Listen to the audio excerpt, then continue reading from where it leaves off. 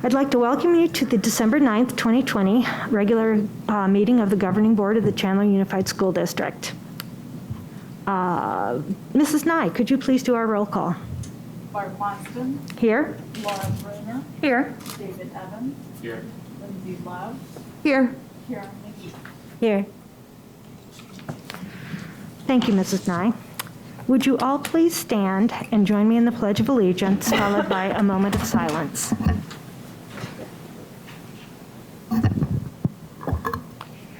I pledge allegiance to the flag of the United States of America and to the republic for which it stands, one nation, under God, indivisible, with liberty and justice for all.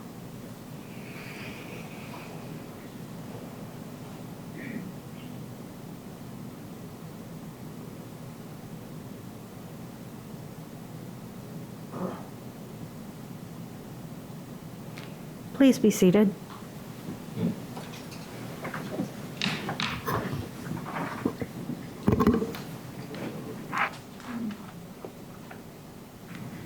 We have a little routine business to take care of, and the first is to approve the minutes of the November 18th regular board meeting. I have not gotten any indications of additions or corrections, so could we please get a motion from the board?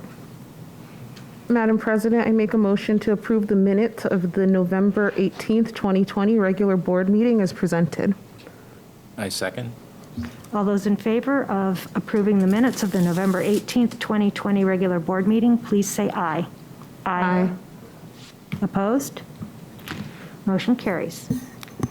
Next is the approval and ratification of payroll and expenditure vouchers. Could I please get a motion? Madam President, I'll make a motion to approve and ratify payroll for November 19th and December 3rd, 2020, and current expenditures. I'll second. It's been moved and seconded to approve and ratify payroll for November 19th and December 3rd of 2020 and the current expenditures. All those in favor, please say aye. Aye. Aye. Motion carries. Dr. Castile, do we have any correspondence? None this evening, Madam President. Thank you. Dr. Castile, could you please go over our consent agenda this evening? Absolutely. We have a shorter one tonight. First is out-of-state student travel pre-planning request for Basha High and Castile High. As you know, following your pre-approval, the superintendent will monitor or designate all the trip arrangements before making final approval, and then we report that to you. Monetary gifts generously donated to a number of our schools totaling $27,588.36. At this time, we've had items donated to the district in the amount of $185,530. Last meeting, we brought to you the course catalogs for the junior high and high schools. At this time, we're recommending approval for the 2021-22 junior high and high school course catalogs. And human resources, employment, separation, and compensation, we're recommending approval of the consent agenda as presented. Thank you, Dr. Castile. Could I please get a motion to approve our consent agenda? Madam President, I move that we approve the consent agenda as presented by Dr. Castile. I'll second. Thank you. It's been moved and seconded to approve our consent agenda. All those in favor of approval, please say aye. Aye. Aye. Motion carries. Now we will move into our action items. Our first presentation this evening will be by Mrs. Lana Berry, and she's going to be presenting our school district annual expenditure budget, and this will be our first revision of it. Mrs. Berry. Madam President, members of the board, in accordance with the Arizona statute ARS 15-905E, a school district must revise its budget prior to December 15th, 2020. Revision of the 2020-21 budget is necessary to adjust for ADM, which is your average daily membership, fund balances, and COVID-related expenses. The changes reflect the adjustment for average daily membership, ADM, and the carryover of unexpended 2019-2020 maintenance and operations and unrestricted capital budget. Attached is the budget revision number 1 and an explanation of the predominant reasons for the adjustment. What I'd like to do in just a minute is go over a couple of the documents that I gave you to explain some of the complexities of what's going on currently with the enrollment stability grant, ESSER, some of those federal grants, and then how that's impacting us here in Chandler. So I'm going to pull it up on the screen.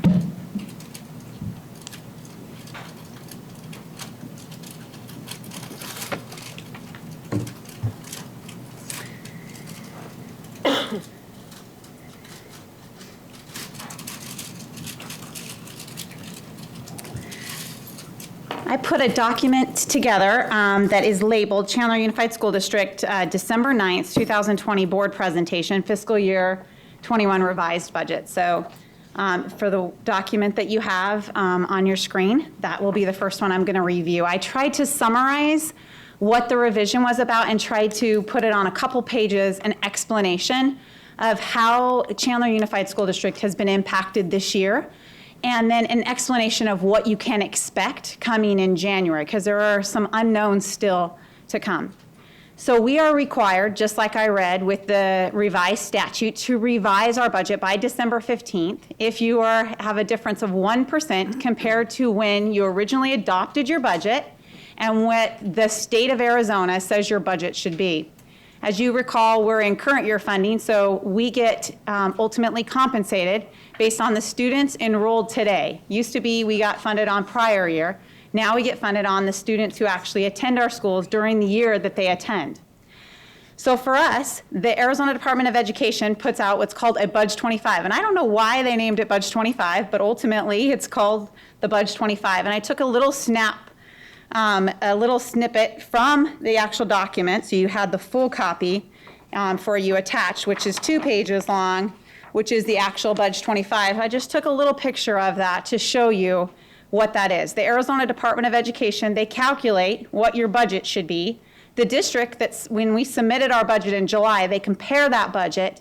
They tell us, how much we can only take the least of the amount, not the most amount. And then they tell us the difference. So for example, our maintenance and operations budget was over $15.5 million, which I'm going to go over is related to our average daily membership, which is because our number of students in our district is down.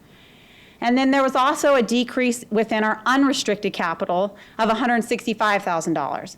Now, unrestricted capital is actually based on the prior year. So we didn't get a decrease because of students because of that, but the state does a calculation on the reduction of capital that they give us, and then they make a finalization on that reduction. And so that is related to a calculation that the state makes. So because of that, that's over 1% of our general budget. We're required, when that happens, we have to bring it back to you to have the budget revised and approved by the governing board. So it is something, and I know, Mr. Evans, you've asked in the past, what happens if you don't approve it? We'd ultimately bring it back to you, but we have to approve it because the state is asking us to reduce our budgets if there's a difference of greater than 1%. So they're asking for us to allocate, re-update our figures, and then resubmit them to the State Department. So our budget has decreased. So why do we revise besides that? Well, there's good practices in doing that. We're in current year funding now, so we can't predict exactly where our ADM is going to be. And as you know, for years and years, we have been growing. Our school district's ADM has been increasing. This year, our ADM has decreased. So we have to adjust for that since we're in current year funding. It's based on the number of kids who come to our schools. We also have an increase in carryover for a number of reasons. One was because they had us do some accounting related to the enrollment stability grant, so we moved money from maintenance and operation expenses, and we moved them out, put them into the enrollment stability grant. So therefore, we had a larger carryover balance than what we predicted because we moved that right before the AFR, which was after we adopted the budget. Also, we have slight adjustments within capital, like I talked about earlier, and then we have other changes within our cash funds and our bond funds. We're coming through with our carryover allocations. We're making sure we're updating each of those budgets. So any adjustments that we have to make in this revision. So right off the bat, I know that we have talked about this a number of times, but I just wanted to show where we are at. Our enrollment last year, on the last day of school, we were at 46,926 students. Right now, we are at 44,559 students. That was actually 2 days ago, because when we put this together, we updated it, and we had 44,559. So that's a decrease of 2,367 students. Now that's preschool, early childhood, all the way through 12th grade. So people ask then, well, why is your average daily membership, well, how much did you decrease? Because that's really how the state funds you, is on your ADM.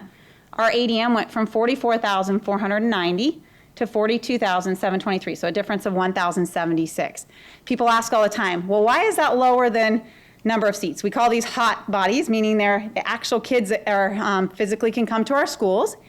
Average daily membership is the days the child went from day 1 through day 100. So if they came on day 50 and finished on day 100, we only get 50% funding for them. They started on day 1 and left on day 60, I get 60% funding for that child.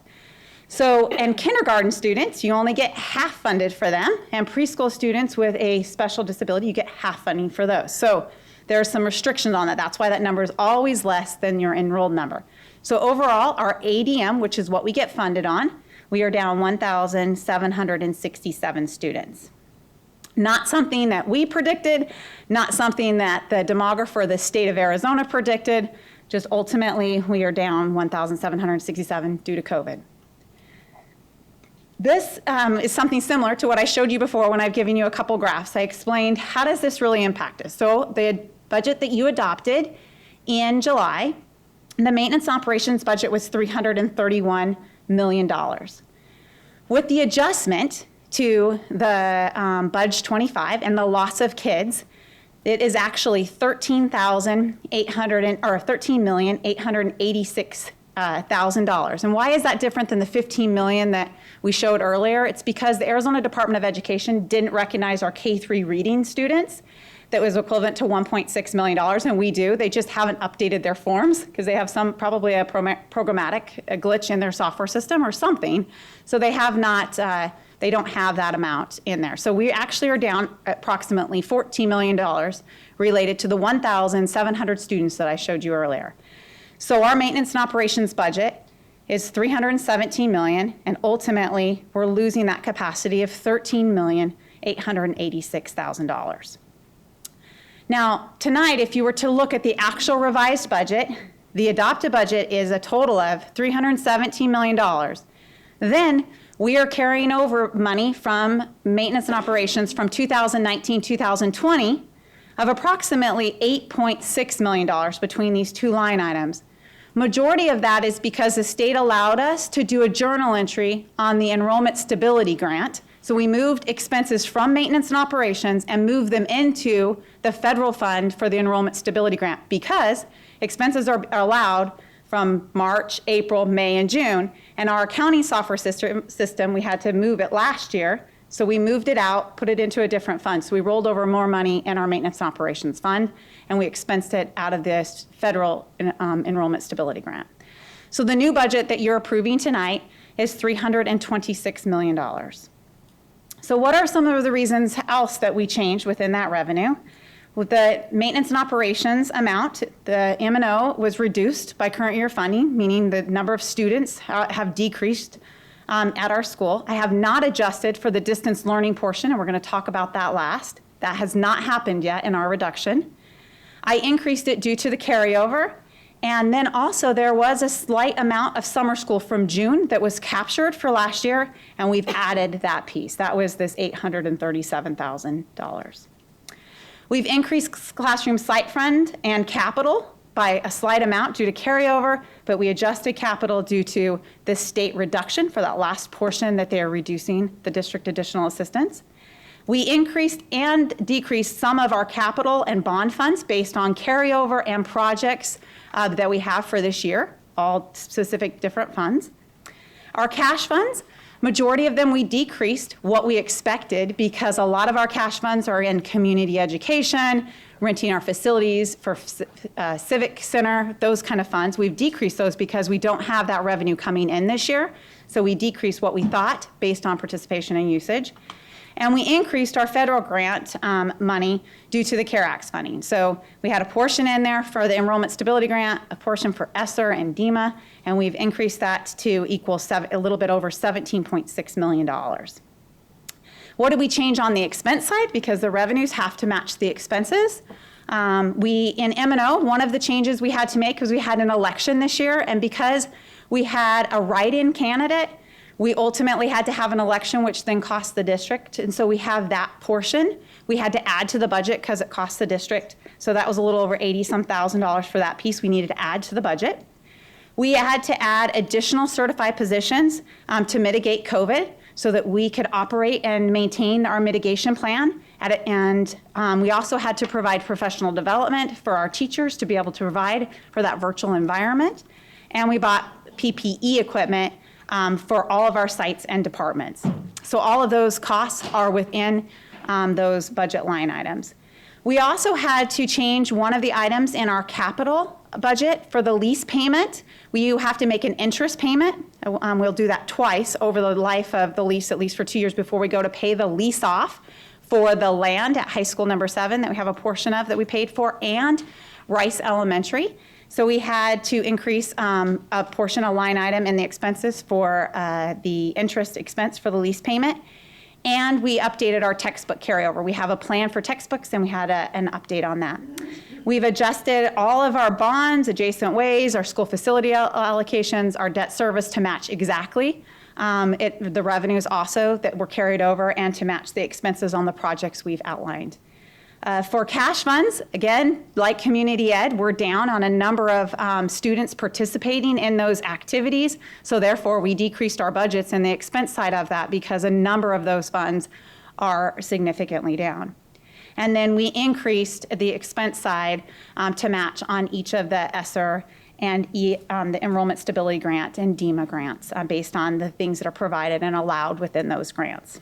So that, if you were to look through all the pages of Excel that are in your PDF of the actual revised expenditure budgets, those are the reasons we revised the budget. Now, one last thing I want to talk about, because I think it's important, is the distance learning percentage. I have not made an adjustment to our budget for the distance learning percentage. So I will be bringing back to the board in January or February, once the Department of Education, the Arizona Department of Education, gives specific guidance on how to make the adjustment for distance learning. So ADE they tell us that there will be reductions in January, and they had us fill out what was called a distance learning percentage calculation that was submitted back on November 13th, so that they could come up with the enrollment stability grant numbers that the governor's office calculated. So for us, how do we calculate a distance learning percentage? So for preschool through second grade, we opened on September 14th. We were closed up until that date. Third grade through sixth grade opened on September 21st, and 7th through 12th grade opened on October 13th. So they asked us, out of those first 40 days of school, starting in August when we began, through the 40th day, which was prior to the break, to October break, what was the percentage of your children in distance learning? They based it on the first 40 days, because this grant ends and has to be spent by December 30th. So that was the time frame they gave us during that period of time to make the adjustment. So our calculation was 91.4%. So of our students that are attending our schools, 91.4% of the first 40 days were spent in distance learning.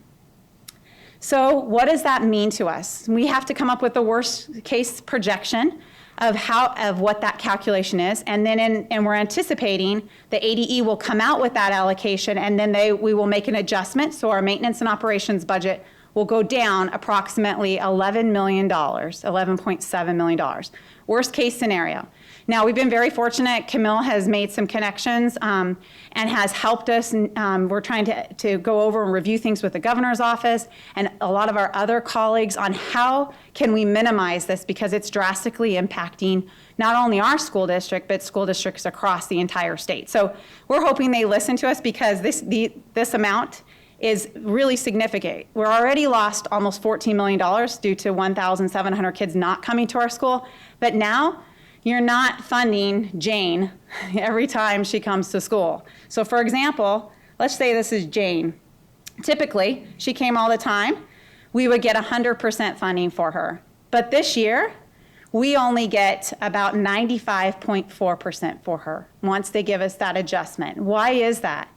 Even though we're educating Jane all the time, we only get 95.43% because there's a distance learning percentage calculation.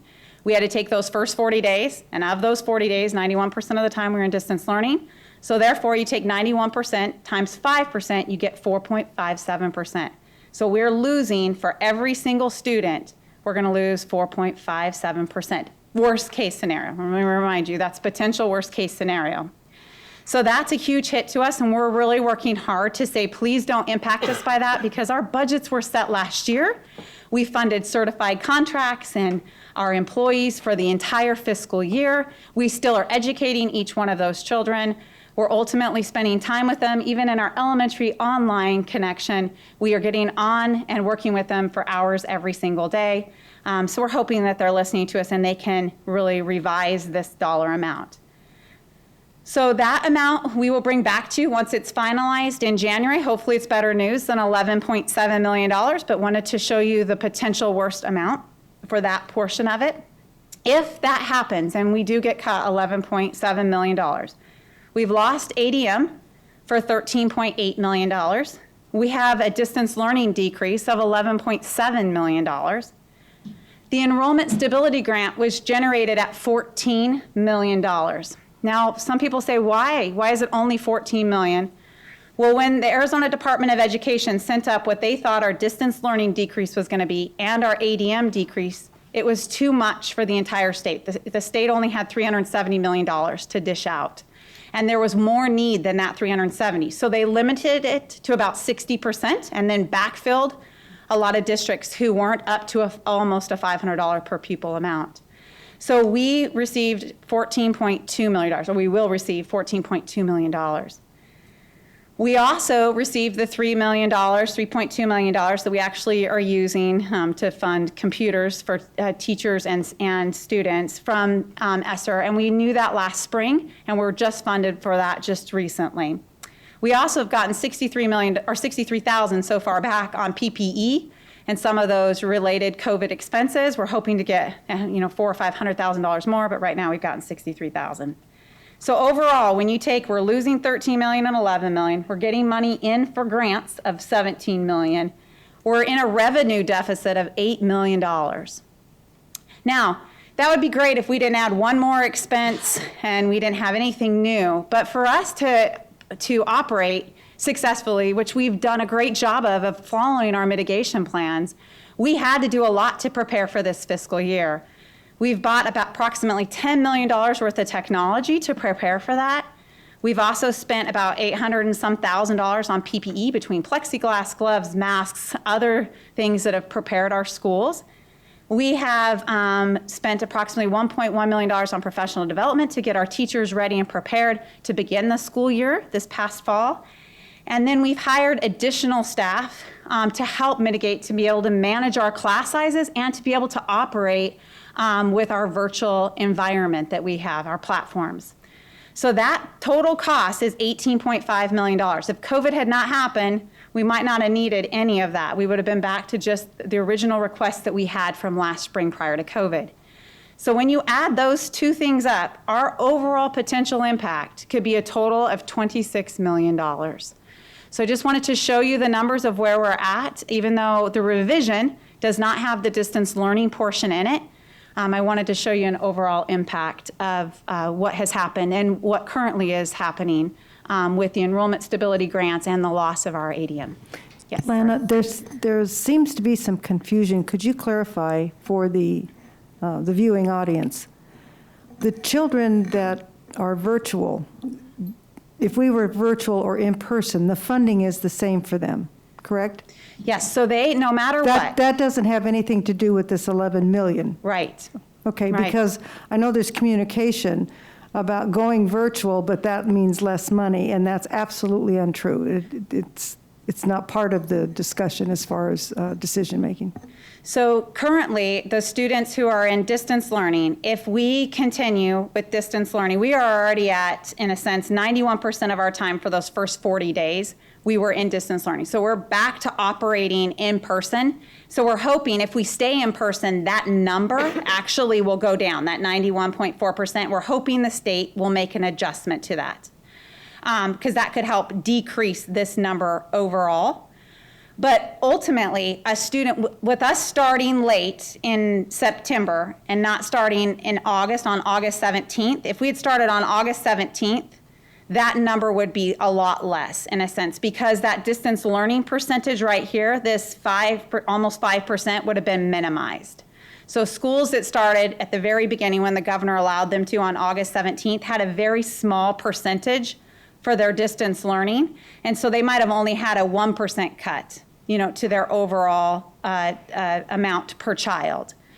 But I think what people if their child is in a online platform right now, they're gonna only get 95%. That won't change no matter what. And at this point, our biggest impact that happened was at the very beginning of school. At this point, it's a very minimal impact of anything. But in the future, or in the past, this was a really important for the date. That's why the formula is set the way it is. They were incentivizing people to try to come to school in the very beginning. They actually gave you, if you were a growing district, you could even get additional funding. So I think that unfortunately this is going to be a hard number to recapture because we didn't start school until September 14th, September 21st, and October 13th. But if we do stay in school, ultimately, this potential, if the governor's office will listen to us in ADE, somehow we can get something revised, we might be able to get them to take a reduction in that, and then we would see a less of a hit on our budget from the Arizona Department of Education. I'm sorry, that's extremely accounting terms. Thank you. Yes. Sorry. So anyways, I apologize. The distance learning portion has been very, very complicated, and people have lots of questions about it and how it impacts schools. And unfortunately, I wish that each child would be funded at 100%, but even if they're distance learning or they're in person, those first few days when they were virtual, we are getting, no matter what, we're going to get dinged for that because the governor's executive order states they're going to fund distance learning children the same as an online child, the exact same. So if you're distance learning or an online, they're funded the exact same. If you were in brick and mortar, they count that different at the very beginning of the school, and then that portion of the kids would have not, in a sense, been, that calculation would have been less. What questions can I answer for all of you? Any questions from the board? Mr. Evans? Thank you. Can I just go back, Mrs. Berry, to two very basic questions? First one was teachers are considered, or staff at school sites are considered to be critical workers. What's the term? Essential workers? Essential workers, thank you. So we did, in advance, spend quite a bit of money to prepare the schools for everything from air filtration to PPE and other things. And you said the rough number was somewhere in the neighborhood of $400,000, $500,000? Mm-hmm. Yes. But you said we've been was it $53,000 or $63,000? Yes. Because as essential workers, we think that there'd be some help from state and federal government to help us for expenses that we're not used to normally experiencing. So the DEMA grant, great question. The DEMA grant allowed for you to ask for reimbursement for PPE, for plexiglass, for there's communication pieces in there on your mitigation plan, for some things that we were put in facilities that help with air filters, all those things. You had to have them approved through DEMA. That is not for salaries. There are some overtime amounts for custodial and some other work that could be added in there. We've been working on this grant since April, I think, of last year. And so we were one of the first, I think, districts to actually even get the first reimbursement check, which we got last week for the $63,000. We do think that that cost is related to this $857,000 worth of PPE costs. We think we'll get $400,000 to $500,000 of that was approved. So each time we were purchasing things, we were asking our specialist who works through ADE and communicates with, the governor's office and communicates with the federal government. We have to get approval. Can this be something we can get reimbursed for? Can we not? And that's changed month by month. That changes quite a bit. And so we've applied for everything our specialist thinks that we can qualify for. So we had to collect every single invoice and have an explanation of it and all the details related to it. Same thing with salary, with any overtime that we had related to that. And we submitted that through the application process for DEMA. And so we're hoping to get $400,000 to $500,000, but all we've gotten is $63,000 so far. At one point, a few months ago, the only person who'd been reimbursed by the federal government was the Arizona Department of Health Services. No school district had gotten reimbursed. But now school districts are starting to be approved, and I do believe we'll get it. I just think it's going to be over a period of time. Now, what can be spent for teacher salaries and for other expenses, technology, are the two other grants, the Enrollment Stability Grant and the ESSER grant. The Enrollment Stability Grant was the $370 million that the governor allowed to help with schools. And he would fund up to 98% of the students from last year to hopefully stabilize schools. Or if you were a growing district and you were in person, you could get up to 105%. So those were the two mechanisms that you could get funded under. That's how we got the $14.2 million. And it was really based on these top two numbers, and it was approximately 60% or so of that.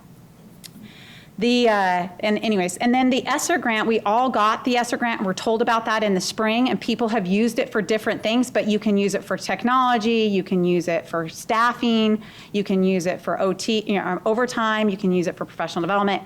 The same thing. We decided to use that immediately to get computers out to teachers and students. So that's what our district decided immediately to do with it. Thank you, Mr. Evans. Are there any other questions from the board? Okay. Can I just ask one more, Yes, just Mr. Evans. a little bit of clarification? So you also, in the very beginning, talked about the federal funding toward CARES Act. And I should know this, but I don't, so I'll just say I don't. But how has that had any, so that's one thing there. But what I'm really wondering about is from a special ed need, how have we managed to help our parents and students who've needed constant care that maybe we've had to find other means to continue to help them? Great question. So I think Dr. Marshall and her staff have done a great job of trying to connect with all of our students. If you can recall, before school began, where we were in person, they were bringing high-risk students in that were able to work with on-site with providers to meet those needs. So we were able to transport those kids and bring them in. But also, we hired additional SPED teachers. So as you can recall, where it says additional teacher costs, there's additional SPED teachers that are part of that group. And same thing with the PPE costs and the professional development. All of those teachers had some access to some professional development and PPE. So I would say that all of them accessed all of those groups of everything that you see in all four categories there. And we've tried to meet those students' needs. I know Dr. Marshall and her team are working really hard to try to meet the needs of our district. And we've brought those students in because a lot of their needs can't be served virtually. They have to be served in person. And they've done a great job of doing that. So, Mrs. Berry, as we look through all of this and we see the bad news, what can we do to get this not looking so red? Sure. Like Dr. Castillan has been a big advocate to help by saying, help us to where this child can be funded at the whole, because that ultimately eliminates $11.7 million of a reduction. These children, we educated every single one of those children. We're still educating them, and we didn't reduce our expenses just because they are virtual. or were not here on campus at that time. So that's been our biggest area an obstacle, is that we're only getting 95% funding for the children of this district, even though we're staffed for 100% for each one of those children. So that's been our biggest issue, is that this is hurting all of our districts, not just Chandler, but it's hurting all the school districts across the state. And it's kind of an unknown. People don't really understand it. It's pretty difficult to understand what the reduction is. So communicating with our legislators and with the governor to please hold us harmless and not reduce every student to 95% would be a tremendous help. The other thing I think that's helpful is that there's going to be new money that comes from the federal government, and hopefully it comes to stabilize us also. I do believe there's additional money. We heard that from the governor's office. There will be more that comes in the future, and so hopefully that can help us. I think we're also very thankful to our taxpayers for passing bonds, because without that, we wouldn't be able to purchase some of the technology. So thank goodness that our community is very supportive of overrides and bonds within our community, because without that, we would have a more difficult time supporting all of the initiatives that we have to mitigate COVID. Okay. And so we're looking for basically some legislative relief from the state, and also some additional monies from probably the federal government if they decide to pass some type of what they're calling a stimulus bill, but really to help all of the states and people in the U.S. Yes. Where are we looking at internally? What are we doing other things? How are we managing our expenses? And maybe this is a question for Dr. Castile or whoever wants to chime in. What kinds of things are we doing as a district to be able to reduce our expenses? I can start, and definitely Dr. Castile can add on to it. So a number of things that we have been able to do is we maximize each of our funds. So we are fortunate in our district, like I said, to have passed a bond, and our technology expenses do not have to hit our maintenance and operations or our capital funds. So we've been very fortunate in that $10 million. Majority of that, we used ESSER money for a portion of it, but the rest has been hit with our bonds. We also are going to maximize every grant we get and apply for additional funding. The other thing we're trying to do is maximize all of our other funding sources. So we've minimized expenses in those, and we're trying to move additional expenses into each of those funds, trying to utilize those funds the best we can in each one of those. We've also tried to stop the bleeding in some of our cash funds, and we've done a good job of that. We have minimized our staff in community education. We have expanded our food service program. We're very excited about that, feeding every child right now who wants to participate in lunch. So some of those programs have increased so that we won't have additional expenditures in those. But unfortunately, we're going to market and try to capture back these students as best possible. But this year, to be able to handle the mitigation plan, we had to have a number of these expenses to be able to roll out our plan to make it safe and successful for our schools. So we will begin the process for next year in the budget process to start reducing, because we base our staffing projections based on the number of kids per school, per class, per grade level. And so the process will begin for the spring we'll base it off of the number of students that we have, and then what do those staffing projections and expenses look like for next year. Okay. Madam President, we've really tried at this point using all of Lana's genius to manage the funds, and kept any reduction or cuts from the school sites. We're trying to do it at the district level. And the priority has been with our additional teachers. We've hired full-time, our permanent substitutes at each school to try to keep that covering classes and those kinds of things away from our teachers. We've hired close to 100 additional teachers for the online and school sites to manage our class sizes, and again, to accommodate the online program. So many of those are balance of year contracts just to fill in. So the priority has been with the school sites, and that's where hopefully it'll remain, and we'll be able to deal with some of this through the legislative process working with the governor's office to try to, the visual we thought would be very helpful because it's very complex. And to try to work with his staff to really show what we're talking about. And if it's hitting Chandler, a growing district, you know what it's doing across the board. And many districts aren't even aware of this little issue. And Lanette's probably spending more time counseling other business managers and making them aware, did you know? Because I think everybody from the state down, and it's not being critical, again, it's very complex. And we're just now figuring out what it looks like. So Thank we you. will keep it away from students and staff as much as we can. Well, I know that such a significant portion of our budget is truly our staffing. Were we up at close to 87% of our budget is people, staff and benefits all across the board. So it's difficult unless you start unless you don't have as many people working to be able to cut, and we don't want to.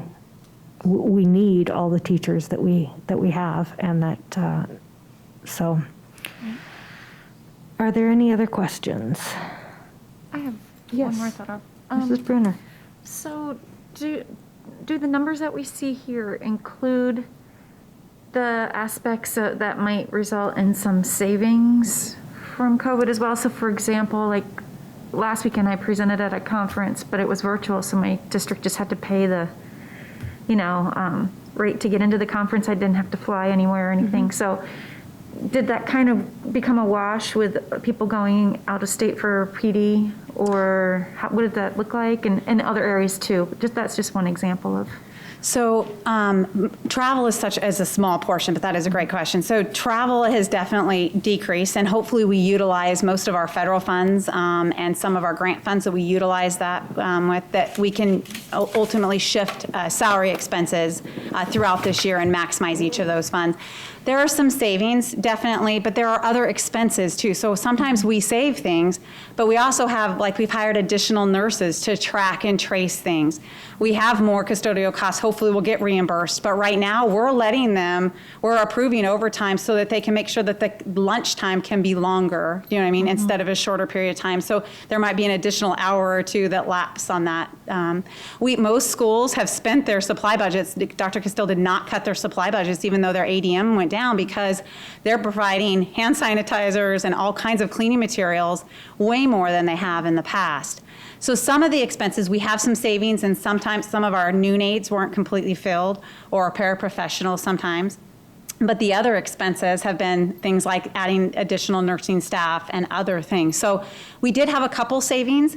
We have the wellness initiative, which will ultimately be a savings. It hasn't hit yet, but it will be a savings because we are not giving employees that.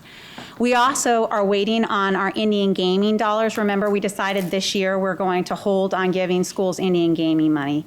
And so those two factors are definitely a savings, and we will see those more as a carryover to help with next year's funding versus a reduction. But you will definitely see that because they'll stay within those funds to help with next year. We do feel really comfortable. We had a carryover in 18-19 that helped us actually get our AAA rating. And then with the Enrollment Stability Grant, we journal entered some money out of maintenance and operation and into the federal grant. So we feel good about our carryover helping cover all the expenses within maintenance and operations. But ultimately, we never thought we were going to have to dip into those carryovers. We thought we'd be able to use that for when our district truly declines, and we could do it at a pace that was bearable for our district through attrition, and now we're having to dip into it. There are some districts that don't have that ability that we do. The funds in Chandler have been managed so well by Dr. Castile and this board and multiple boards for years that we're in a great financial situation compared to majority of the school districts in Arizona. So I'm not sure how you mentally predicted my next question, but you did it. Unlike the girl up there who's missing part of her cerebral cortex, which she couldn't do that anymore. So just to clarify on the carryover, how much of a chunk out of that, let's say that this worst case scenario happens and we don't expect more than like that 400,000 or 500,000 to come in. how much of the carryover is going to be shifted over to this? Great question. So approximately 3 million of this technology was actually used up with the actual ESSER grant. And the rest was spent from technology was spent out of our bond dollars. We were fortunate to have that. So of this $26 million, well, ultimately, this $10 million is in a sense eliminated because it was with other funds. So we have about $16 million left over. That $16 million is really what your hit is overall, because that's going to hit your maintenance and operations budget, almost all of that. So we look at our carryover. If you look at our carryover on your revised budget tonight, you're going to see exactly approximately $6 million, so that we can take care of what the issues are currently right now. So we feel very comfortable with that. I've shared that with Dr. Castile, but we're using it up. So that was money that we had from 18-19, and that helped us actually with a larger percentage in that M&O carryover. We were able to get AAA funding for our bonds, which helped get a better rate, saves the taxpayers' dollars. So we're utilizing those dollars now to ultimately fund the increase in teachers, professional development, and that reduction of overall kids, so from the ADM loss.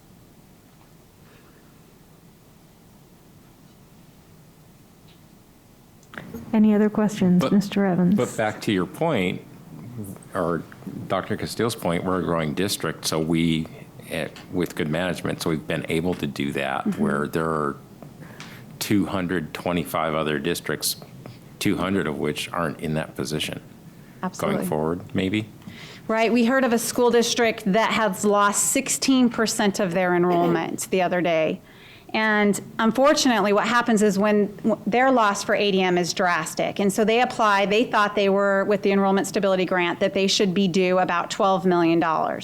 They received $4 million, because then they're capped at $500 per pupil and can't get more than that. So there's districts that are trying to figure out how to survive right now. Their amount of what they got reduced compared to what they're getting is not sufficient enough. And so I don't know their scenario of what they have in reserves, but if you don't have a large reserve, if you've been declining for years, you might not have very much to carry over. And so those districts, and the problem with that is they hired all their teachers who are on a contract for an entire year. Their exempt employees are on a contract for the year, and they're providing services to students. And so it's hard to reduce things at that point in the middle of a year when they don't have the funds coming in the middle of a calendar or fiscal year. Ms. Love? I just have a question. How does the City of Chandler's donation of tech factor into this? So can you say that again, Mrs. Sorry, Love? I've Sorry, got that's like okay. 20 masks on. It's okay, no problem. How does the City of Chandler's donation of technology factor into all of this? So the City of Technology donated $250,000, and we purchased hotspots specifically for those. So we've provided what we'll purchase for our students who need hotspots specifically. So that part we just ultimately purchased and put it into a federal grant and purchased the hotspots directly. And I apologize, didn't put that up there because it wasn't related to the revision as much. Okay. Very thankful for it though, so great point. Okay. Did you want to move on your presentation? Or Yes. are you done? Sorry about that. So I think there's still a lot more here. no, that's it. That's actually it. Okay. So just ultimately, we're recommending the adoption of the 2020-21 district annual expenditure budget. Okay.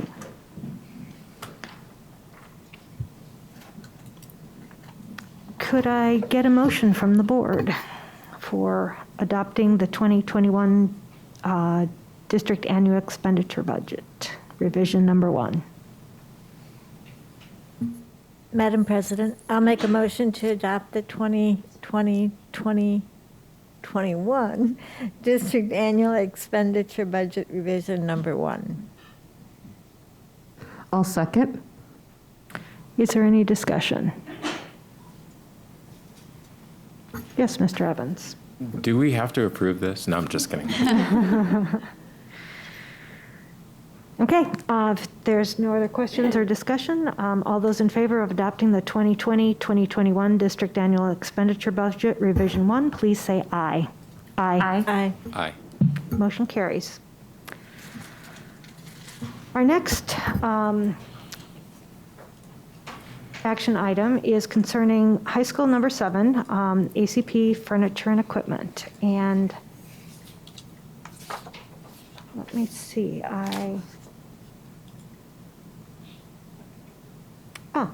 Dr. Gilbert is presenting. Madam President, members of the board, we request board approval on the below items to be purchased for high school number 7, which is ACP. With approval, COSD will get current year pricing on these items, which would save on average 3 to 5% on the purchase. This will also allow plenty of time to have all items available by the time of completion. All items will follow procurement rules and guidelines. You will see of the purchases for office furnishings, that cost would be $209,122.49. Cafeteria furnishings, $159,111.16. Outdoor seating, $50,393.93. Classroom furnishings, we see, which is the big portion of this, $797,261.35. Weight room, $201,837.65. Wrestling mats, $30,538.20, and the art room, which would be $27,920.62, for a total of $1,476,185.40. Again, this would be for the new school we're asking for approval. Thank you, Dr. Gilbert. Could I please get a motion?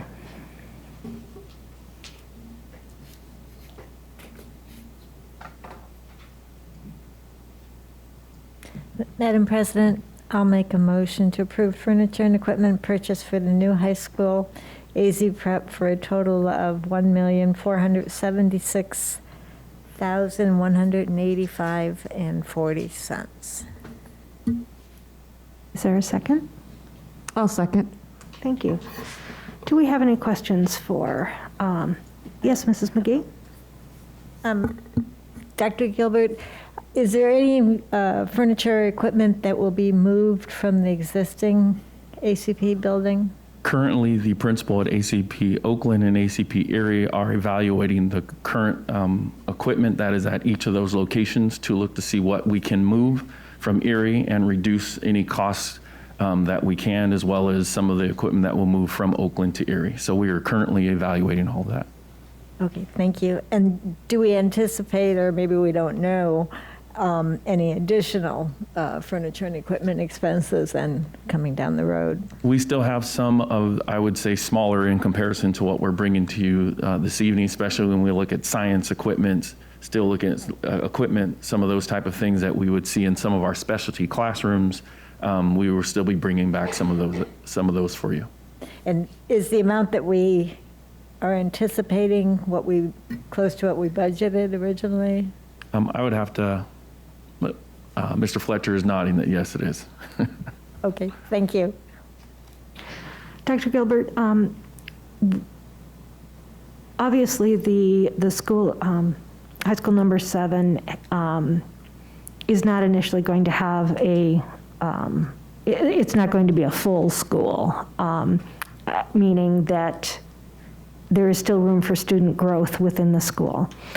And as we're purchasing this furniture and equipment, are we anticipating that full amount of students, or are we anticipating a certain percentage of capacity as we do these?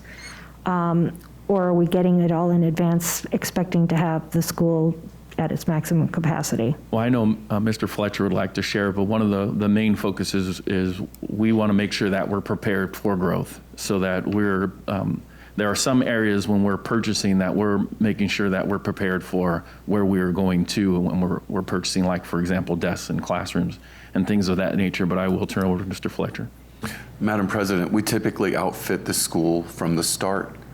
The reason we're really rushing this to you in December is typically we get a price increase in January. That's somewhere in the 2 to 3 to 5% range. We're hearing on the street that could be anywhere from 10 to 15%. So we are trying to take advantage of current year pricing and outfit the school as it needs to be, and then be done with the furniture and equipment in it. Okay, thank you. Are there any other questions? Mrs. Bruner? So I had the same question you did, and because I was thinking if it's 1/3 full, do we need all of the stuff? But if in the long run it saves money and if we really do expect it to get near capacity, which we've had discussions about that, that would be useful. But my other question was, I've heard from people that when a new school is built, sometimes we kind of go with whatever worked at the last school without asking the people that we expect to be using that equipment, the staff members to be leading the students in using that equipment.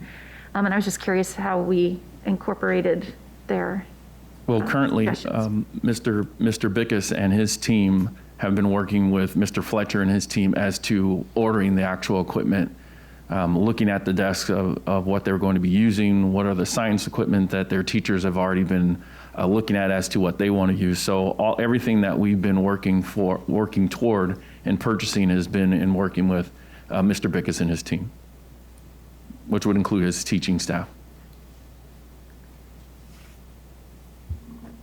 Okay.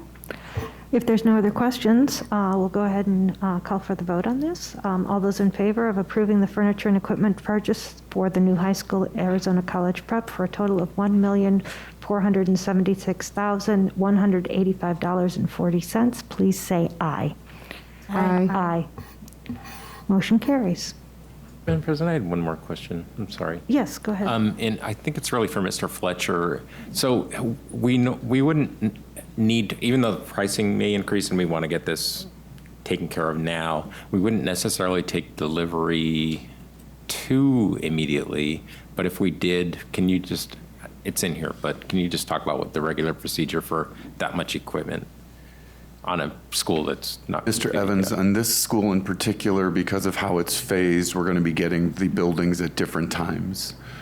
So another reason to get this order placed before the end of the year is that we can start working with the general contractor to identify when Building B, the first academic building, is going to be ready, so that we're not flooding the campus all at once and we look like an anthill at the school, unpacking, et cetera. So we're trying to do this school a little differently because of how the buildings have been phased, so we can start deliveries in phases, probably starting in May. So we're just trying to get the order established. Then again, I'll be confirming in the near future with the general contractor the actual times they believe the buildings are going to be ready for delivery, and then we'll stage the delivery with the vendor as such. That's okay. All right. Our next is we will be having a discussion on in-person and virtual instruction options. And let's see. Mr. Evans, did you want to start off with any discussion or? Sure, thank you. And I don't know if it's appropriate to do discussion or just start with a motion or do a little combination of both. What would you prefer? I think we should probably have some discussion. Okay. Okay, I'll go there then. Everybody in this room has had an argument or a disagreement with somebody else, especially in this year of 2020. It's just been brutal, right? You can pick any topic you want, and I can find the other side of that argument. And it's really been difficult to figure out what our rights are and what our privileges are and what our obligations are. And that's why I asked the question to Mrs. Berry earlier about our educators being considered essential workers, because I can take either side of that argument. And I'm sure there are plenty of people in this room who'd be happy to take the other side of that argument, and we would not come to agreement. And it's been very, very frustrating to me, because that's not what Chandler's about. That's not what this community is about. We've actually really worked together for decades. That's why we are this district. That's why we've been so successful. That's why people have come here. But now it seems like we're really at odds. So, so there were a number of people. How many emails did you get today? I honestly did not have a chance to read all of the emails I got today. But there have been a number of people who kind of brought an argument to me that really made a lot of sense. And that argument was, and it's interesting because they brought it from an equity standpoint, right? There are people who just don't, their kids are real successful. Their kids have friends who are not so successful, but they just don't feel like being in a compromised position all the time with being in or out of class. But they're in, some of them are in pretty high level classes, so they need to be on campus. They need what we know works, in-person instruction from a really dedicated educator who actually has a relationship with that student, right? And kids need to be on campus just because they have relationships with adults that they can't necessarily have with their parents. So they brought up the fact that they're not just talking about their kid, they're talking about their child's community and the decisions and the anxiety that kids have to make in order to do what everyone in this room for the most part believes is what they were called to do. And you're sure not doing it for the money, you've heard that 1,000 times, but they're there because they believe that they can make a difference in kids' lives and really create a foundation for kids. So these 6 women actually said, we're not, from an equitable standpoint, allowing kids to get beyond their anxiety because of the fact that they have to make a choice. They have to be in school or they have to do online school. But that doesn't work for their needs. And so they convinced me that doesn't work for a lot of kids' needs, so we need to provide that extra choice.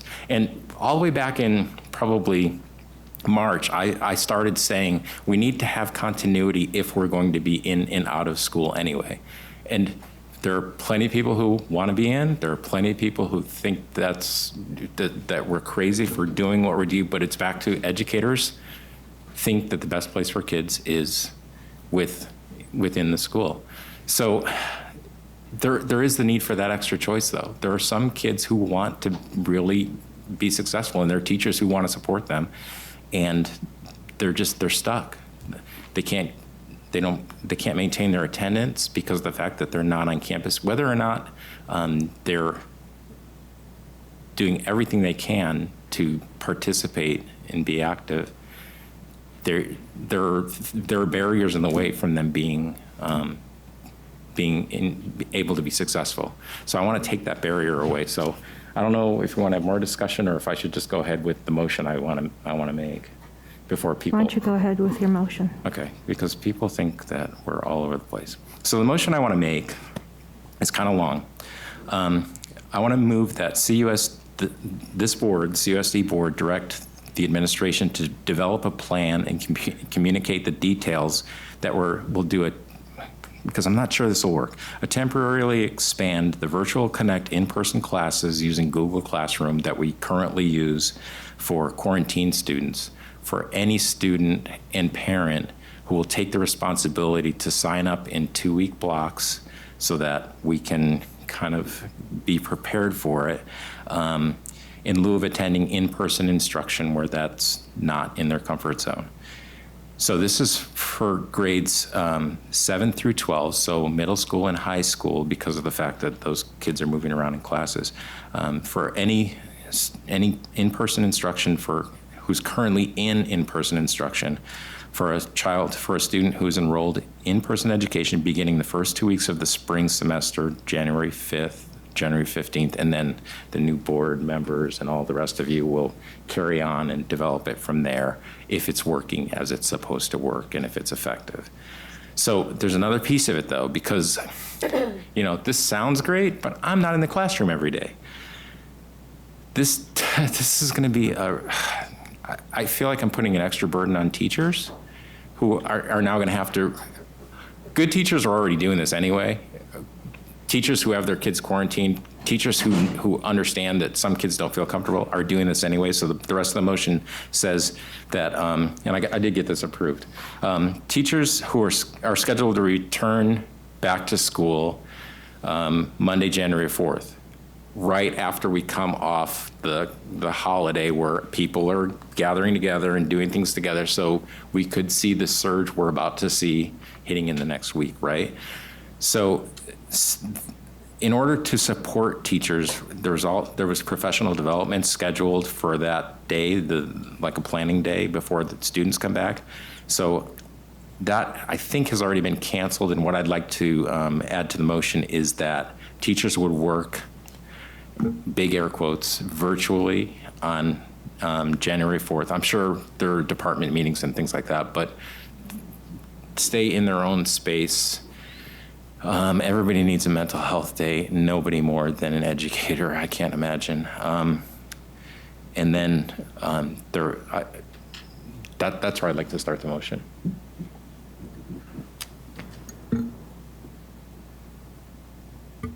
I may have some questions about the motion, but go. Is there a second? Well, that's my question, is to clarify the motion before we make a second or after we second? Because It was a little bit long as a motion. I said that. What do you think was the... You've known me But for can 16 you, years. I know, we've known you for a long, long time, David, and we love you, but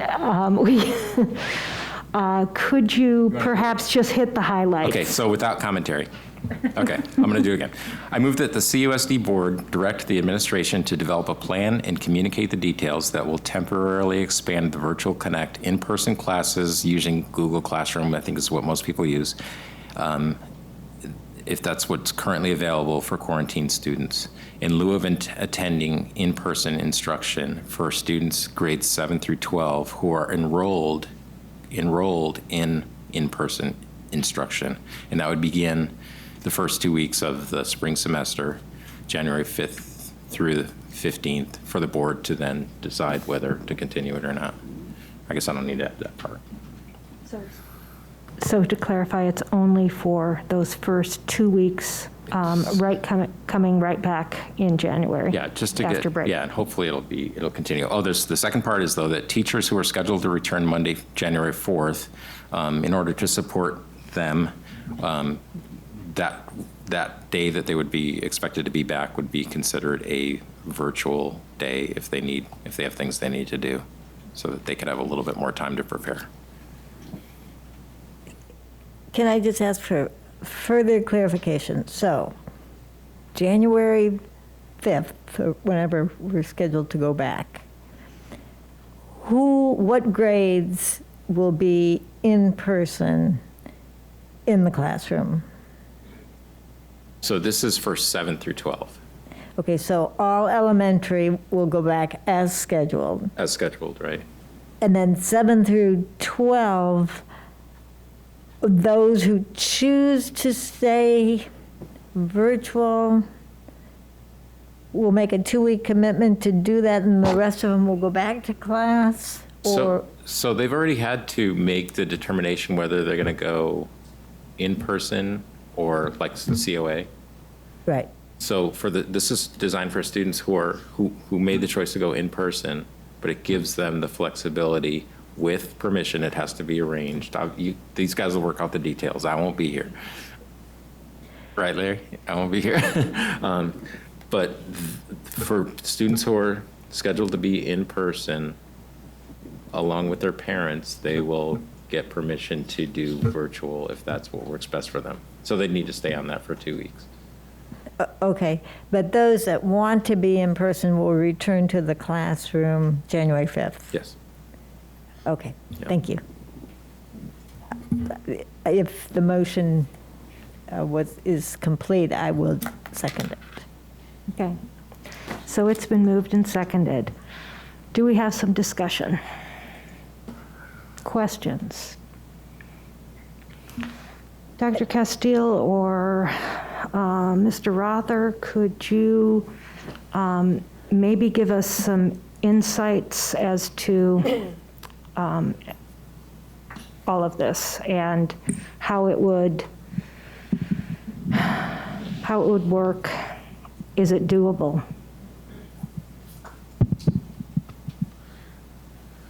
Madam President, can you hear that? Yeah, it's okay. working. Madam President, members of the governing board, so currently what's in place for quarantine students is a connection to in-person instruction. So essentially when a student's quarantined for their quarantine period, they can view and listen to live instruction. The teacher for students that are on quarantine can turn on their document camera, their laptop computer, and essentially students can view that live instruction. Now, teachers have also been continuing to put things in Google Classroom so they can complete work online and so on during their quarantine period. I want to be very clear that this connection to in-person instruction is not, is not instruction necessarily. It is viewing the classroom. It's a connection to the classroom. It's staying connected by viewing the class, but it's in no way real-time learning as a student would get in person. And so if that, I think from what I understand, Mr. Evans, from your motion, is that for this 2-week period, students that choose to do that would need to indicate that that's what they would like to do, and they would be able to view and listen to live instruction in the same manner that teachers have been doing previously for students that are on quarantine. So obviously that's not an instructional model that's necessarily effective for all students, and really isn't an instructional model at all. It's a model where students can stay connected to their classroom. With that, for students with special needs, some of our special populations, they will not be able to receive the same services that they receive in person. I want to be just clear that what we're presenting is the ability for students to view the live instruction that's happening in the classroom, listen in, and be able to complete some work electronically in lieu of being there in person. And so that's what's currently taking place. And so as I understand it, that's what you're asking teachers to do for these students over that 2-week block. Yes, and there are so many problems with that. I'm just going to be flat out honest, because I talked to a lot of people, and it's funny because I'm looking over your shoulder right now at Colleen Flannery, and who's the one person I forgot to get in touch with because this is not ideal for students, but it is an option that can break through some barriers, plus give them the credit they deserve and give them access to materials that they technically don't have right now. And that's our mission, our whole core values, our whole mission is based on providing access for every single student, creating the foundation for every student to be successful. And there are all these little loopholes that make it so there's certain kids who cannot be successful because of a choice that they or their parents are making and because of the anxiety they feel. And we have to give them, this isn't ideal. We have to give them the opportunity to take the responsibility for making this work for them. And again, this is going to be awful for educators in the classroom because it's extra work. It's a ton of extra work. Because yeah, they turn the camera on, they turn the computer on. I'm smiling right now because I know classroom teachers like Mr. McKinney and different people. There's no way in the world they're not going to bring in that student who doesn't feel comfortable being at school. So. Mr. Rother? Yep. I was just going to ask, how does attendance work during this time for that? Would this work? So we have not worked out the details of how attendance would be taken. We would need to make sure that families let us know if they wanted to be in this 2-week, the first 2 weeks of school.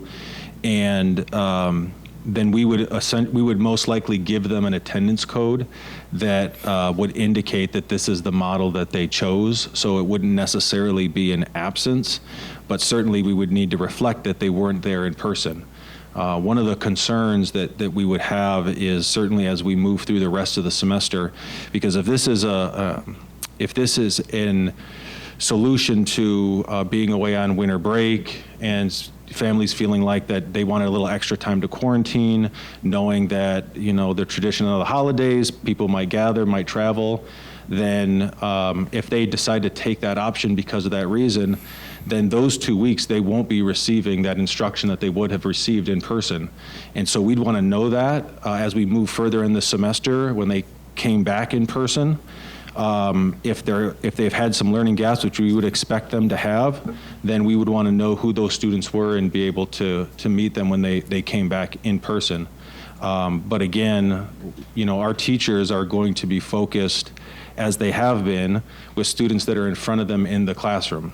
Right now, that quarantining option of turning on Google Meets is really all we can expect teachers to do.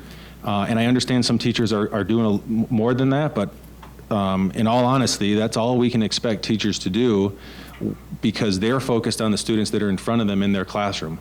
And so, what I would say is that we would want to know who those students are, identify them via attendance, because we would expect them to have some gaps potentially when they came back to us after that 2-week period.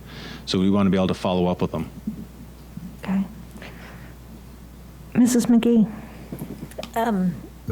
Mr. Evans, I applaud you for coming up with some sort of a solution that, helps to cover everybody. And I realize it's difficult for, the teachers and the students, but I know we'll all agree that we're not in a perfect learning environment this past year or so. So I like your idea, but I guess I would want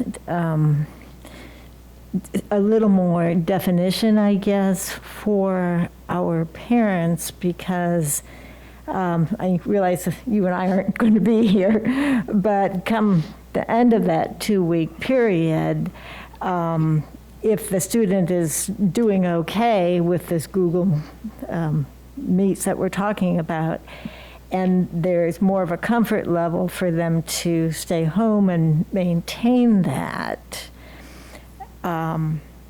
basically, where does a future board go with that? And I would think that the parents would want to know, beyond that 2-week period. And I suppose, we have to figure out if it's working or not. But I think before we move forward with something like this, we need a little more definition as to beyond that 2-week period. But thank you. Thank you for putting your thinking hat on and thinking outside the box. Yes, Ms. Love. Answer it. I applaud it. I do. I don't know how that addresses the fact that yesterday in Arizona we had like over 13,000 cases of COVID today. And that's what I think has been expressed in the emails that I've gotten from teachers and families who are like, what are we doing now?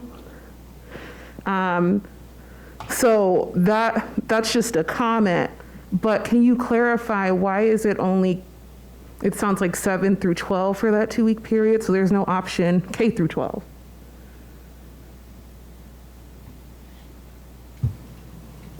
Because I talked to every principal that I could find yesterday, and at the elementary level, they felt like smaller for one thing. Schools are, for the most part, a little bit smaller in the zip codes I talk to.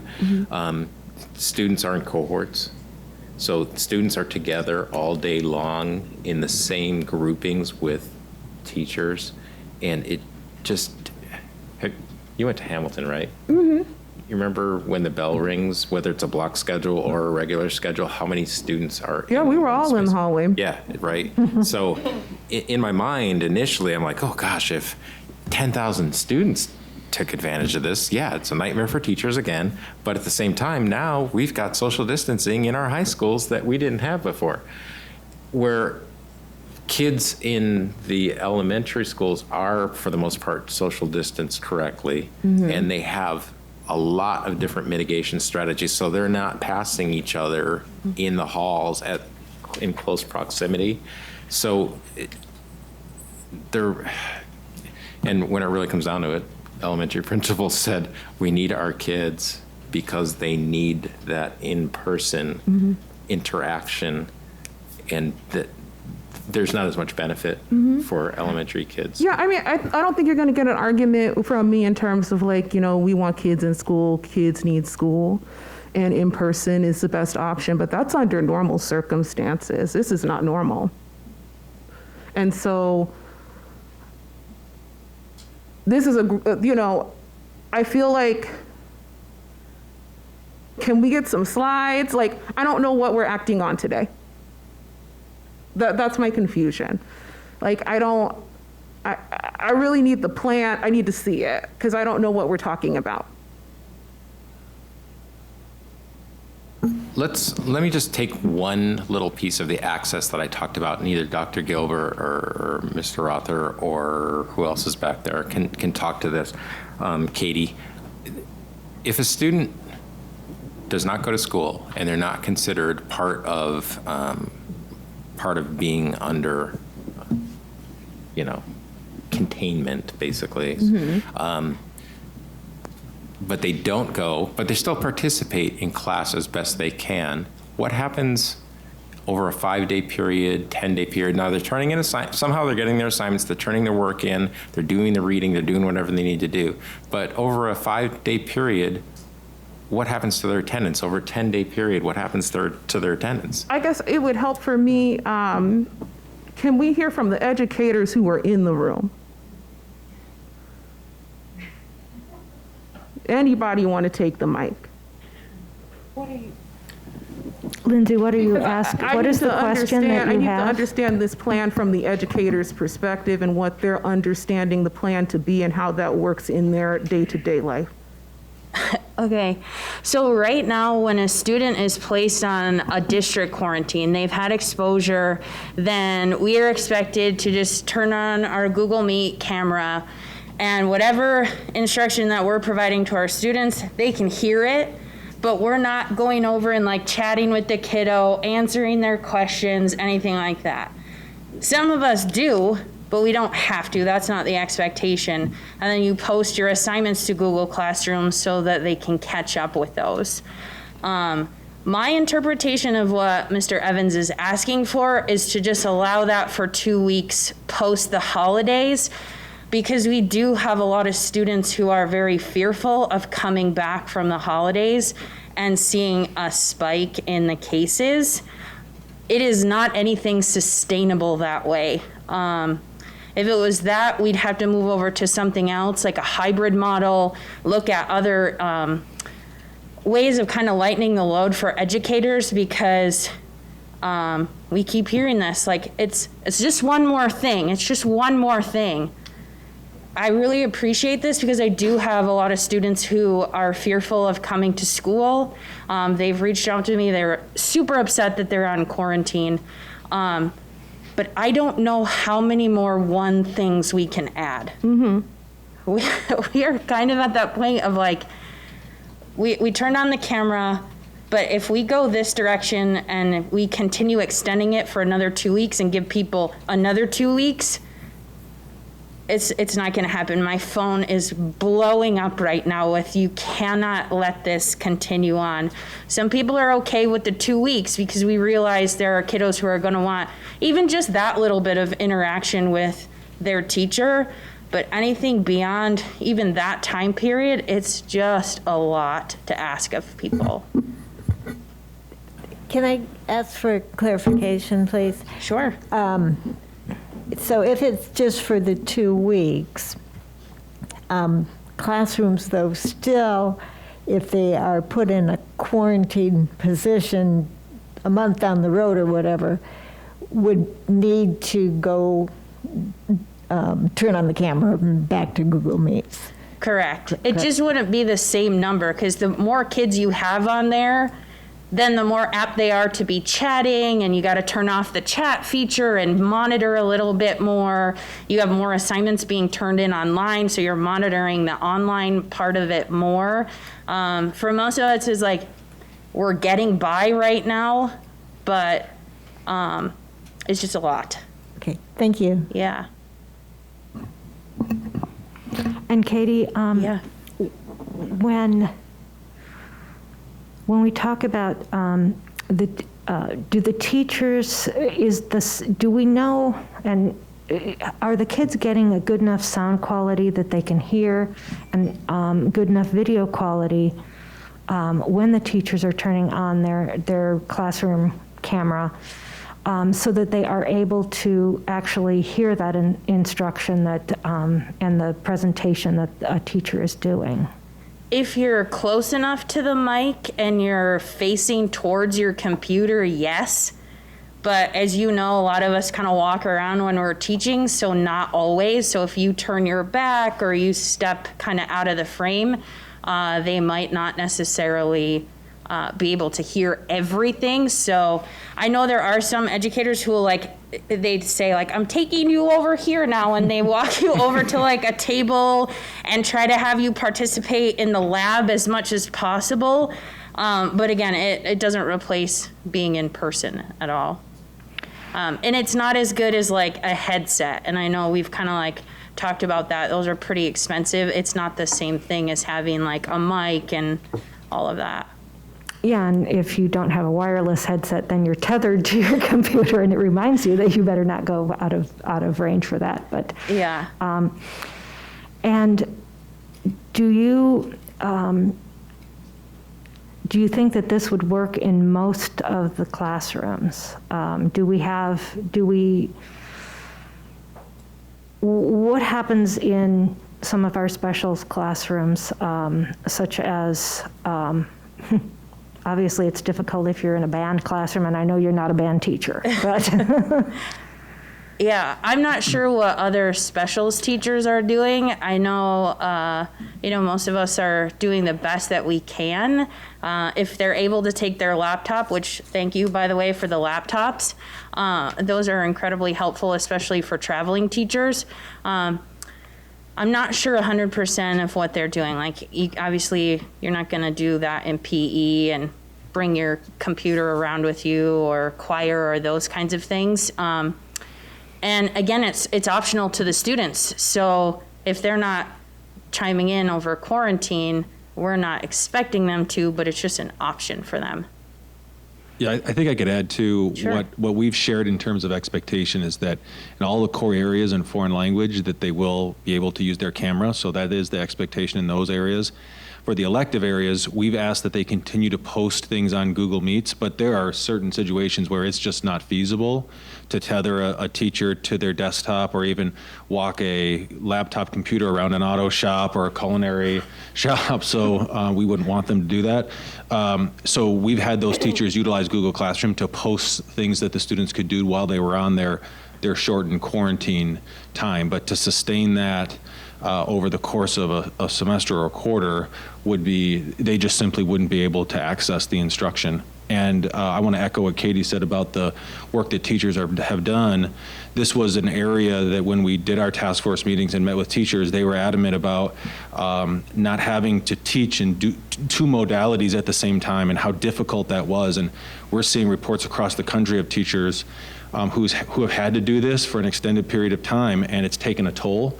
And so what our teachers have done have been just nothing short of phenomenal to allow students that we've needed to quarantine to protect themselves and other students, to allow them at least a connection to the classroom, I can tell you the feedback that we had prior to that was pretty negative. It was pretty pointed that, we're quarantining students, they're otherwise healthy, but we're preventing them from at least staying connected with their peers and with their teachers. And we've had students that have been quarantined twice. So they got caught up in a quarantine the first time, and then we implemented this, and then they were quarantined again. And the response we've gotten was that helped provide that continuity and connection by just being able to see the teacher and know what was going on in class. But I am fearful that if we ask more of that from teachers, that there will be some strain that we will see if we ask teachers to do that. I'm even seeing, I've been looking at, there's been a lot of articles on teachers recently, and the fact that even the hybrid models of alternating days and alternating modes of instructions in sometimes within one day or simultaneously or just alternating days is not sustainable. It is teachers are working 12 and 14-hour days to prepare, to be able to prepare two types of lessons. And, and we're not talking about this but the fact is teachers are getting burned out. Teachers are exhausted. Teachers are unable to spend the kind of time that they need with their families. And their mental health is at stake too. And I very much hesitate, even for 2 weeks, but I do know that when I look at the fear and the fears of the numbers of a lot of people traveling this Christmas and going to family gatherings, they have shown that when people are together in family gatherings, they feel much more comfortable. Mm-hmm. They don't wear their masks as much, and then COVID gets transmitted between those family members, and that is one of the highest areas of transmission that they're finding, is that at gatherings where people feel comfortable with others, and they shouldn't be feeling comfortable with others, basically. And so, we are seeing the results of Thanksgiving at this point, and I think that there's no reason to think that the Christmas holidays and New Year's are going to be any different, and that I think that it would be, families can then choose to be able to say, you know what, our family went away for the holidays, or we weren't quite as safe as we should have been for the holidays, and I think we're gonna, we would rather do this to protect everyone else, protect the teachers, protect their families, and it does give them a choice, although it is only for a very short period of time. But I think that it will allow the worst to transpire with the numbers of cases going up and spikes during that time. Do we have any other, Mrs. Bruner, you haven't said anything? McGee had her hand up. Oh, I'm sorry. I didn't see you with all the plants and everything. I didn't see you over there. I would just wanted to ask Dr. Gilbert if you have some input, one way or the other, on this. What I would share is I can understand the concern of families. And, we see the emails, we have conversations with family, we have conversations with staff. I think really focusing in on knowing that there's going to be traveling, there's going to be a lot of things going on over that time frame, to have the ability for families to have some choice, of the fear of coming back, but also to add on to what Mr. Rother said as well, and that is, we've had the conversation since the beginning of this process of the load that the teachers have. That's been in any documentation you can see that we've had conversations from the beginning.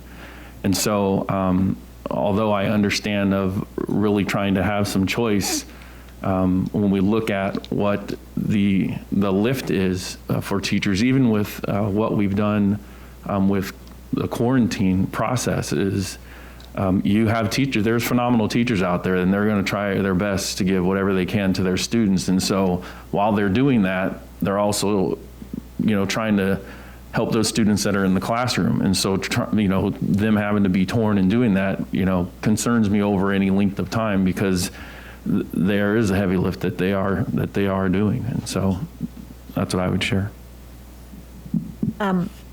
For both Katie and Dr. Gilbert and Mr. Rother, a 2-week period following the Christmas break, if that is what this proposal were limited to, do you see a benefit in doing this?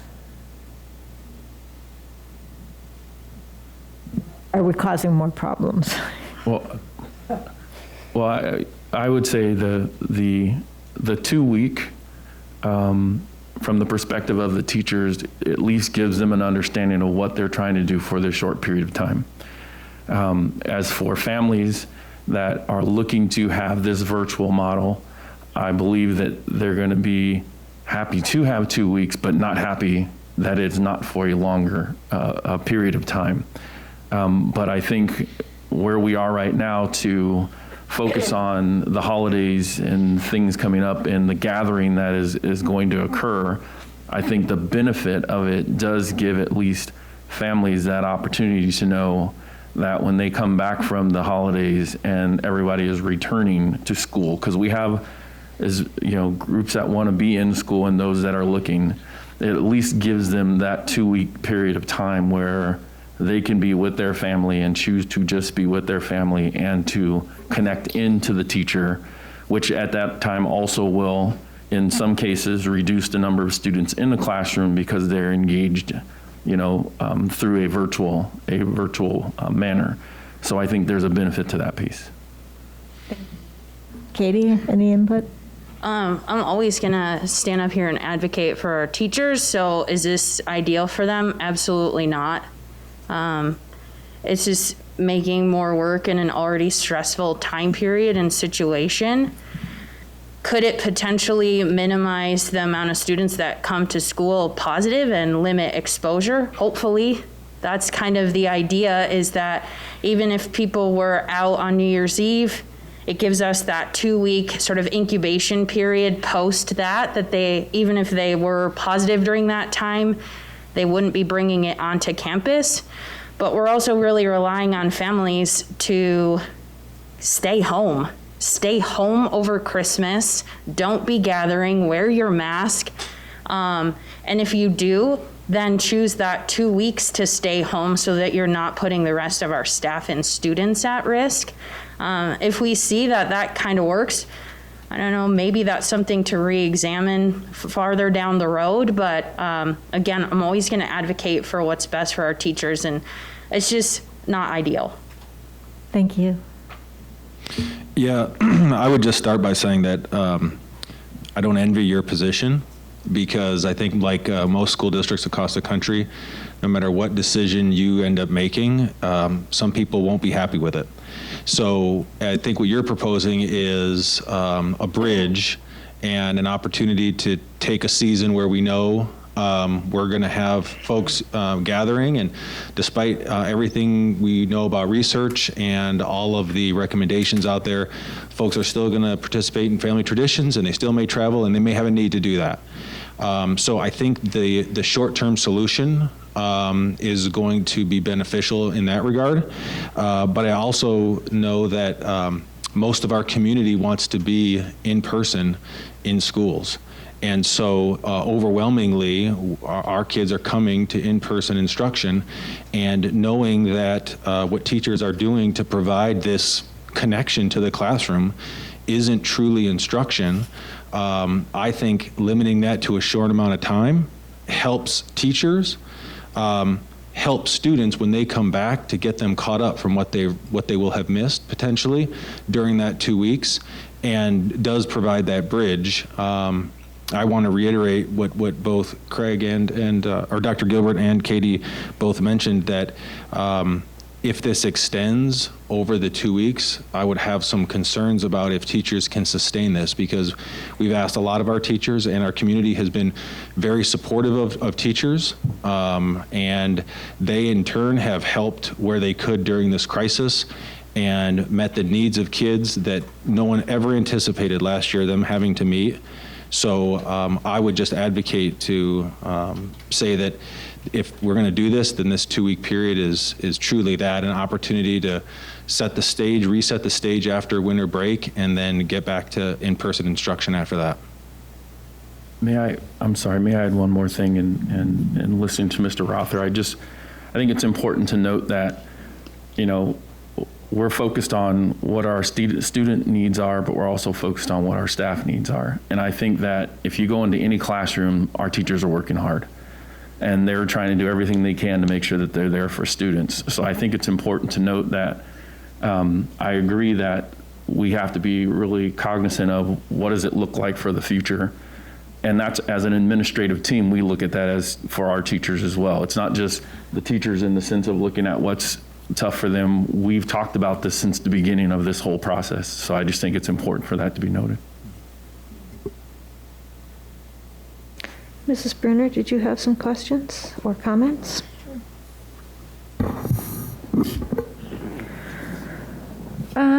So it kind of feels like I'm Bill Murray in Groundhog Day. Like, we've had this conversation many times, and you know what I'm going to say. So I'm not going to go into all the details. But I do want to make one point, and that is Mr. Rother said that our parents overwhelmingly want students to be in person. And I think what we saw was they overwhelmingly chose to be in person when they understood that we were going to go back to virtual with one of the 3 measurements being in red, knowing what COA looked like. And I think we need to couch that in that framework, not that they just, blatantly want to be in person come hell or high water. So I've gotten contacted from people, parents, there's always the usuals on both sides of the issue that are going to contact us many, many times, right? But in the last few weeks, I've gotten contacted by many parents and teachers who really feel like we have pulled the rug out from under them, that we promised one thing and we were functioning under, we're going in person, and at the time, we were following the metrics of the county. So we really don't know what the intent of parents is. We've done no survey to find out how many parents would want to go virtual.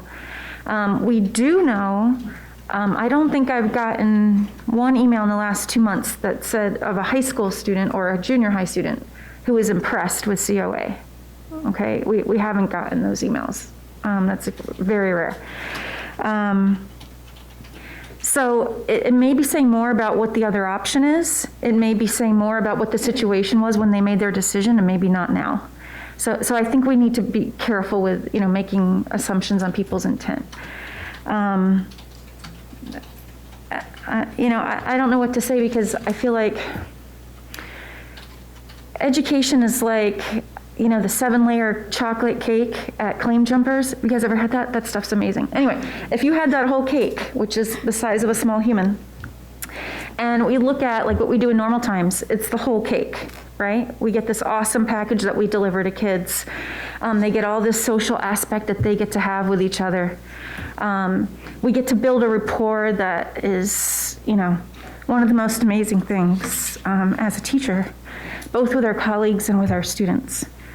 In COVID times, being in person, I'd say we get maybe like 5/8 of the cake. This is just my own opinion. Like, you can take it or leave it, but this is how I view it as an educator. And so there's limitations. We can't do everything we usually would do. I can't do all my cool review activities with my students because most of them are hands-on. I can't do my labs. I can't do this. I can't do that, right? But I'd say I get about 5/8 of the cake to them when I'm in person during COVID. When we're virtual, I'd say we get about 4/8 of the cake, because you got to take another slice out because they're not getting face-to-face time with each other or with us, right? And a lot of us are very creative and try to make it as close as possible, but it's never quite what it would be in person. I feel like the current proposal is like a crumb. Okay, it's not instruction in any way. We're definitely doing it because we know what we're doing is wrong. We know that we should be following the metrics of the county, and we know that we are putting lots of people at risk, and we're trying to mitigate it because we know it's not going to be safe. It's not safe now. The metrics say we should be virtual, and we're not even hybrid right now. So, you know, I applaud Mr. Evans, especially on his last night where he could just be like, peace out, you know, like, but he made an effort to try to mitigate some of the risk we are putting our community into. And certainly it is not just us. Many other aspects of our community are exposing, you know, ourselves and each other to risk. I'm not placing it all on us. It's not all our responsibility. So I really don't know what to do with the proposal. I guess a crumb is better than nothing, but as usual, I'm like disheartened. You know, I mean, that's the best word I have for the decisions that we've made, and that we're not following the science. And I do appreciate Mr. Evans trying to, you know, limit the detriments of in-person learning during very high rates of COVID. Thank you, Mr. Evans. Let me just add one more piece into it, and it's not going to be anywhere near as eloquent as Mrs. Bruner just now, but it's come up a couple of times that, you know, this isn't sustainable. So how many times in the last 9 months have we had to go back and say, this isn't sustainable, but do a little bit more because we have to come up with a new plan? So this isn't anything major. This will not probably, unfortunately, impact as many people as I would hope it would. But we're not even providing a crumb because it wasn't on the agenda. We weren't even talking about this at all. We're not even providing that little bit of hope, that little bit of, you need to take some responsibility for your education. We have to be a community. We have to share. We have to do what we can. So Ann Bender over at Chandler High School said she said this back in April. She's like, we have the perception that this is going to be over at, you know, this holiday, this 4th of July, this day. She said, you have to look at this as a war. And every time we have to make a new plan, we are fighting one battle. But who are we leaving behind in that one battle we're fighting? And what do we have tunnel vision about? What are we not seeing? All I'm trying to do is capture some students who we didn't even really get into how the attendance piece really works for them and how they can be withdrawn from classes because they don't feel and their parents don't feel safe being on campus. So we're not going to take that away from other students, but students who make that determination because we build a foundation in them to be critical thinkers, to really open up and look in a worldly view. They know what's going on. They're making a choice, but now we're taking that choice away from them because their work doesn't count, regardless of what they have to do to get that work done, whatever barriers they have to get over to get that work done. That work doesn't necessarily count because we've taken that crumb, that one option away from them. I'm just trying to say, let's work together as a community to provide that just one small option so people can still be a part of the community and still complete the work and complete the goals and complete the future that they have set in front of them. Ms. Love? Well, you know, Mr. Evans, I do want to thank you for bringing the plan, but, and this is no disrespect to you, in the last meeting, I think that I personally asked for a fully thought out virtual option. That was not what was presented today. This is a plan that Mr. Evans had to go through and try to MacGyver, talking to different people. And this plan did not come from the district. And so I'm a little disappointed about that, because why even put it on the agenda if there was no plan? I mean, I feel like I'm hearing all the reasons why we shouldn't do, but the problem is that we just need to get it done. And I appreciate what you did, Mr. Evans, because I know that it was hard work and I know that you care. This is your last meeting and I know that you did your best, but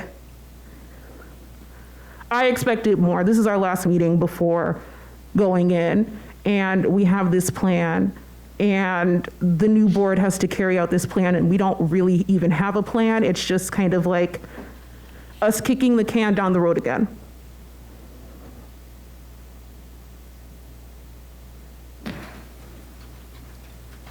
Are there any other? I think, Yes. Lindsay,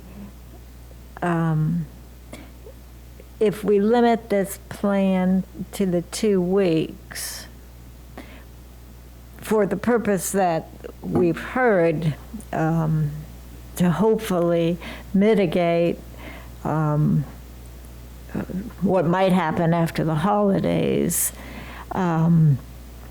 we're reassuring the teachers that it's just 2 weeks. It's clear to the students and the parents that it's just 2 weeks. And we're not really dumping on the new board. And I don't know, Mr. Evans, if your proposal could be made that it is just for 2 weeks. That's how it's stated. That is how it's stated. Okay, thank you. That's not my intent, but that's how it's stated. But I think I want to emphasize, though, that it is not the families who are going to go and choose to have family time during the holidays that are going to choose this option. These are the families who are going to come in person. And that is the problem. We've seen it. We've seen it on, like, screenshots of it. Families have told us, like, they're going to send their kids to school sick regardless, not take advantage of testing, and not follow the guidelines outlined by the CDC. This would be different if we have families who were actually going to opt into this option because they were not being safe over the holiday season. But that is not what's going to happen, and I think that we're being nice when we really need to be speaking to the reality of the situation. This doesn't really do anything to mitigate harm to our teachers.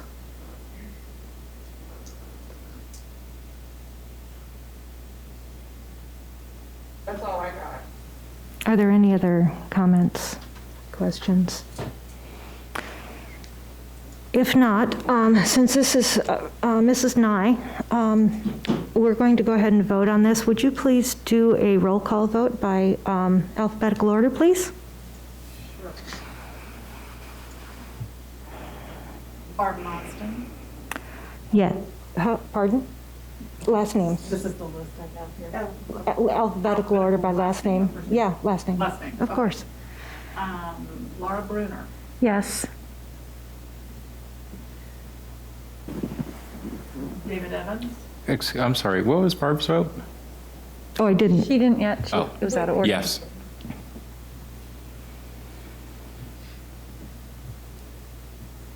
Lindsay Love. I'm going to choose to abstain. Karen McGee. Yes. Barb Monston. Yes.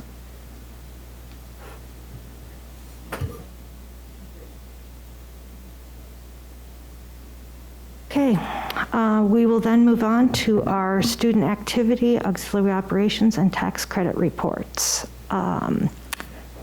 Mrs. Berry.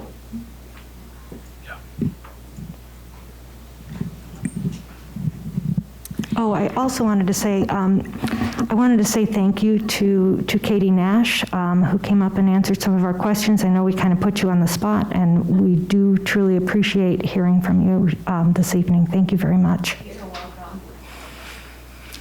Madam Mrs. President. Thank you. Madam President, members of the board, the student activities, auxiliary operations, and tax credit reports for the months ending July 20th through November 2020 are provided for your review. Do we have any comments or questions concerning these reports? Mrs. Berry, is it kind of following the same trend because of the? Great question, Mr. Evans. No, it's not. There are not as many revenues, and that was part of the budget reduction overall for revenues and expenditures related to student activities, auxiliary, and tax credit. Just there's not, the field trips are not taking place, which typically would go into tax credit or auxiliary. We have waived some of the fees for junior high, for example, on a number of things. We have minimized the cost, and the high schools have given a reduction in a couple of their fees. Also, the gate sales, because of the attendance, there's only so many games and the percentage of attendance, student activities, because there's not as many gatherings, events, all of those things. So definitely a decrease, and the expense-wise of it, they're not spending the money the same way because they can't do the activities and extracurricular activities that they typically would be doing at this point. Mrs. Berry, I've noticed on some of the reports that we're seeing some negative revenue numbers. How do those come about? So when there is a refund of any shape or form, sometimes that is a reduction to a revenue.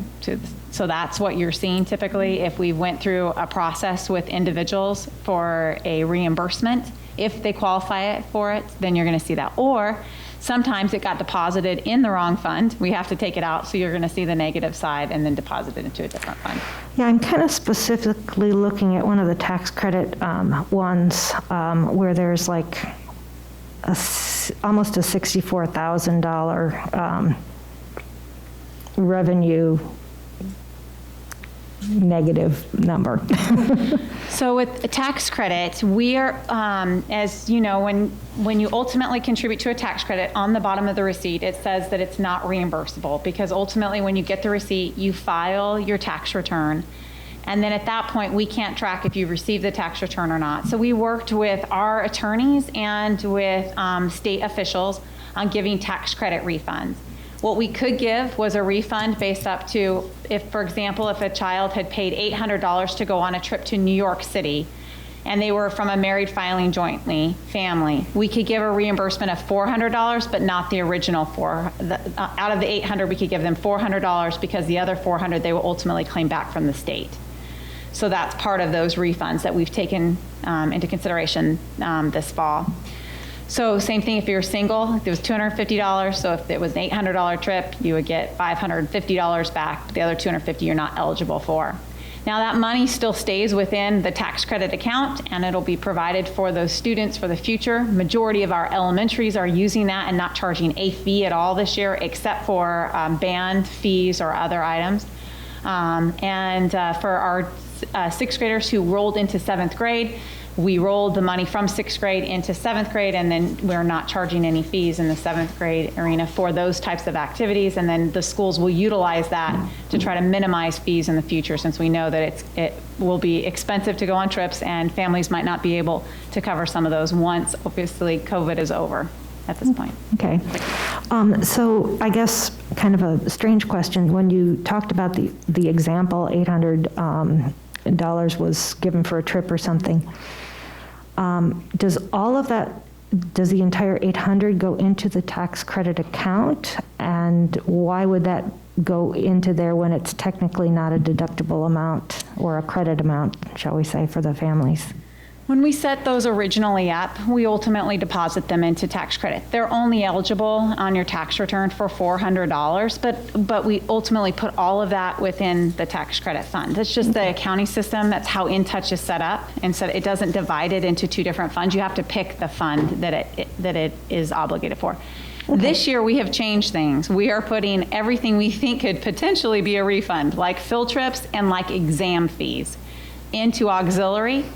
In the past, once we changed some of the law to get almost everything allowed that was extracurricular and fees for exams, as you remember, we got the law changed so that AP exams could be deducted on a tax for tax credit for families.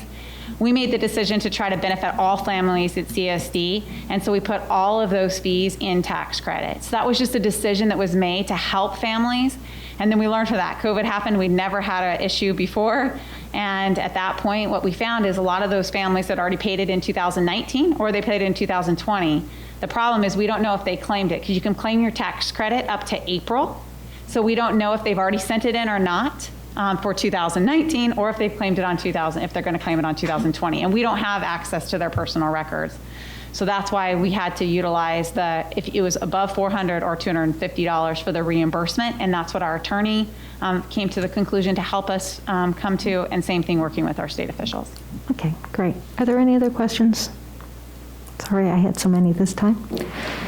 Okay, we'll move to the board agenda roadmap, and let's see. Our next meeting is going to be January 13th, 2021.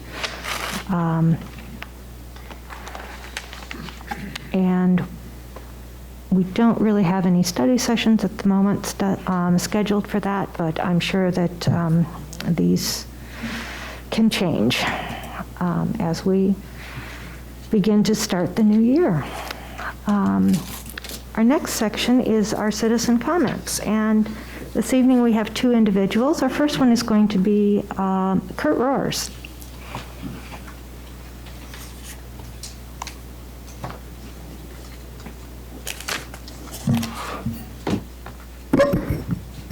Madam Superintendent, staff, and board members, my name is Kurt Roars. I'm a parent in this district. Come here this evening to address the board and staff members on keeping our schools open. We often are encouraged to trust the experts and listen to the science. The experts in the science support keeping kids in school. The Center for Disease Control and the American Pediatric Association both recommend this.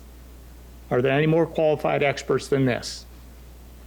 The science has consistently shown that transmissibility of the virus is significantly reduced in children. This has been known for quite some time, but has been routinely ignored. Science shows that the major health risk is actually to seniors over the age of 65 who already have other serious health risks, and not to school children, teachers, staff who've been panicked by anecdotal stories portending impending doom. The most significant health risk to children is actually keeping them out of school. Recent studies have shown that the mental and emotional health of children has significantly deteriorated with reduction of in-person learning. Healthcare workers across the country are being overwhelmed by children with increased anxiety, depression, and suicidal thoughts. Social and emotional health was a major topic of discussion in this district just a year ago. Now we find advocates for closing schools again, significantly contributing to this crisis. The social and emotional learning programs that were held so dear somehow have lost their significance. Where's all the social justice that activists have trumpeted so loudly in the past? It is well reported the effect of denying in-person learning has affected those most that are at risk in our communities. The social justice agenda seems to have been discarded as well in the rush to exploit this COVID issue. There is a small, well-organized, and very vocal group of activists that will try to bully the district into closing down again. The board and the district must resist these agitators and make deliberate and sensible decisions weighing actual facts and circumstances, and do what is best for the children that we've put in your care. We're depending on you to see through the baseless speculations, the misinformation, and the hyperbolic rhetoric, and keep our kids in school. Let your teachers teach them. That is what is best for our children. Thank you. Thank you, Mr. Roars. Our next individual is Katie Nash.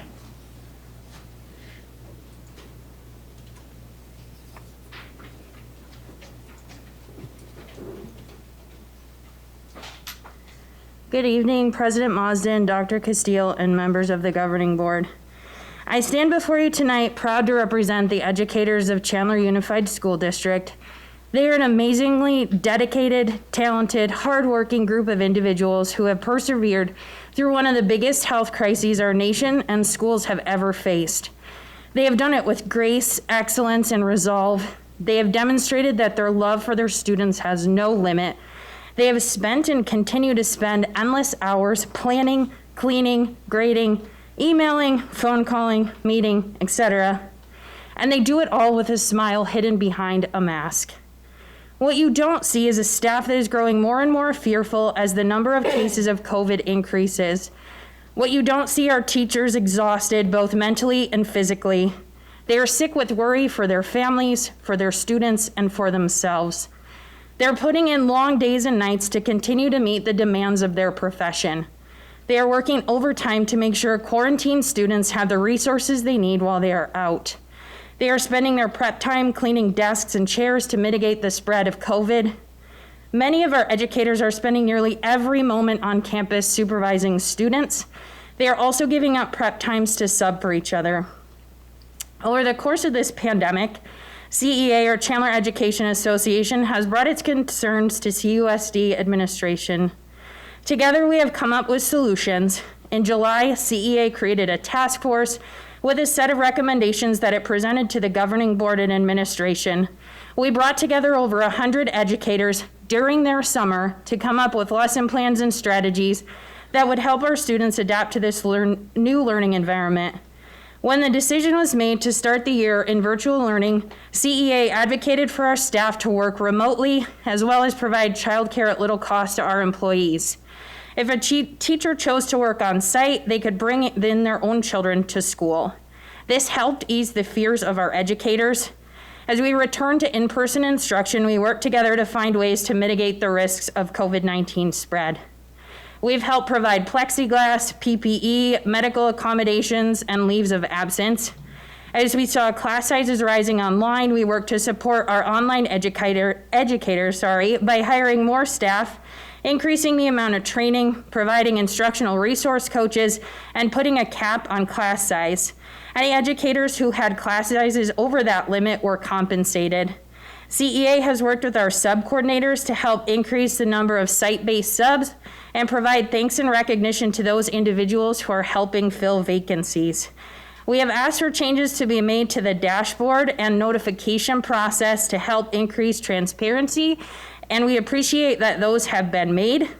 As we end this semester, I ask that you continue to listen to our educators, including our support staff. They are asking for improved and increased communication, as well as increased availability to testing, just to name a few things. We call on our statewide leaders to mandate masks and take other measures to mitigate community spread. Thank you. Thank you, Katie. We appreciate all the work that you do with the association. Next, Dr. Castillo, time for your comments. Oh, I'm sorry. Oh, Terry, I'm sorry. No, you're fine. We also have another, thank you for reminding me. We also have another section of our online citizen comments that were obtained over the last, a number of weeks, 3 weeks, I believe, since our last board meeting. Terry? Thank you, Madam President, members of the board, and Dr. Castile. During this transition time of social distancing, we continue to provide the public with various ways to provide input to the board and administrators, including this version of citizen comments for items the governing board will address on any topic. The opportunity is promoted on our governing board page, allowing for the convenience of providing feedback from the comfort of your home or smartphone. For now, this complements the citizen comment section that required individuals to come to the district to fill out a blue form prior to the start of the meeting. State statute prohibits the governing board from discussing an item that's not on the agenda, but they listen to concerns and often request staff follow up on some of these questions. With our current format, we're able to provide board members feedback in advance to give them time to process the information and ask questions of the district administration. This process also gives us time to sort responses by categories and provide a big picture view, in addition to all the verbatim responses. We're providing the responses on the governing board webpage for all to see in an effort to maintain transparency. Since our last board meeting 3 weeks ago, we've heard from 708 people. They are organized by topic of interest. They fall under Keep Schools Open, Close the Schools, Offer Live Virtual School, Offer Flexibility, Mitigation and Quarantine, Metrics, Tracking and Reporting, Grades, Final Exams, Chandler Online Academy, Chandler Online Concerns, Safety, Social Emotional Health, and thanks or appreciation of the governing board, athletic concerns. We have a new category this week, and that is concerns about comments to the board. We had a lot of feedback from people that said that there are some that are promoting stuffing the ballot with multiple and anonymous comments. The board appreciates hearing from various points of view, but does not consider this anonymous contribution to be some kind of a vote. So we've eliminated the number of each of the responses, and we're still providing everything for you verbatim. So you have all the submissions verbatim for your consideration. They're also available on the website for public review.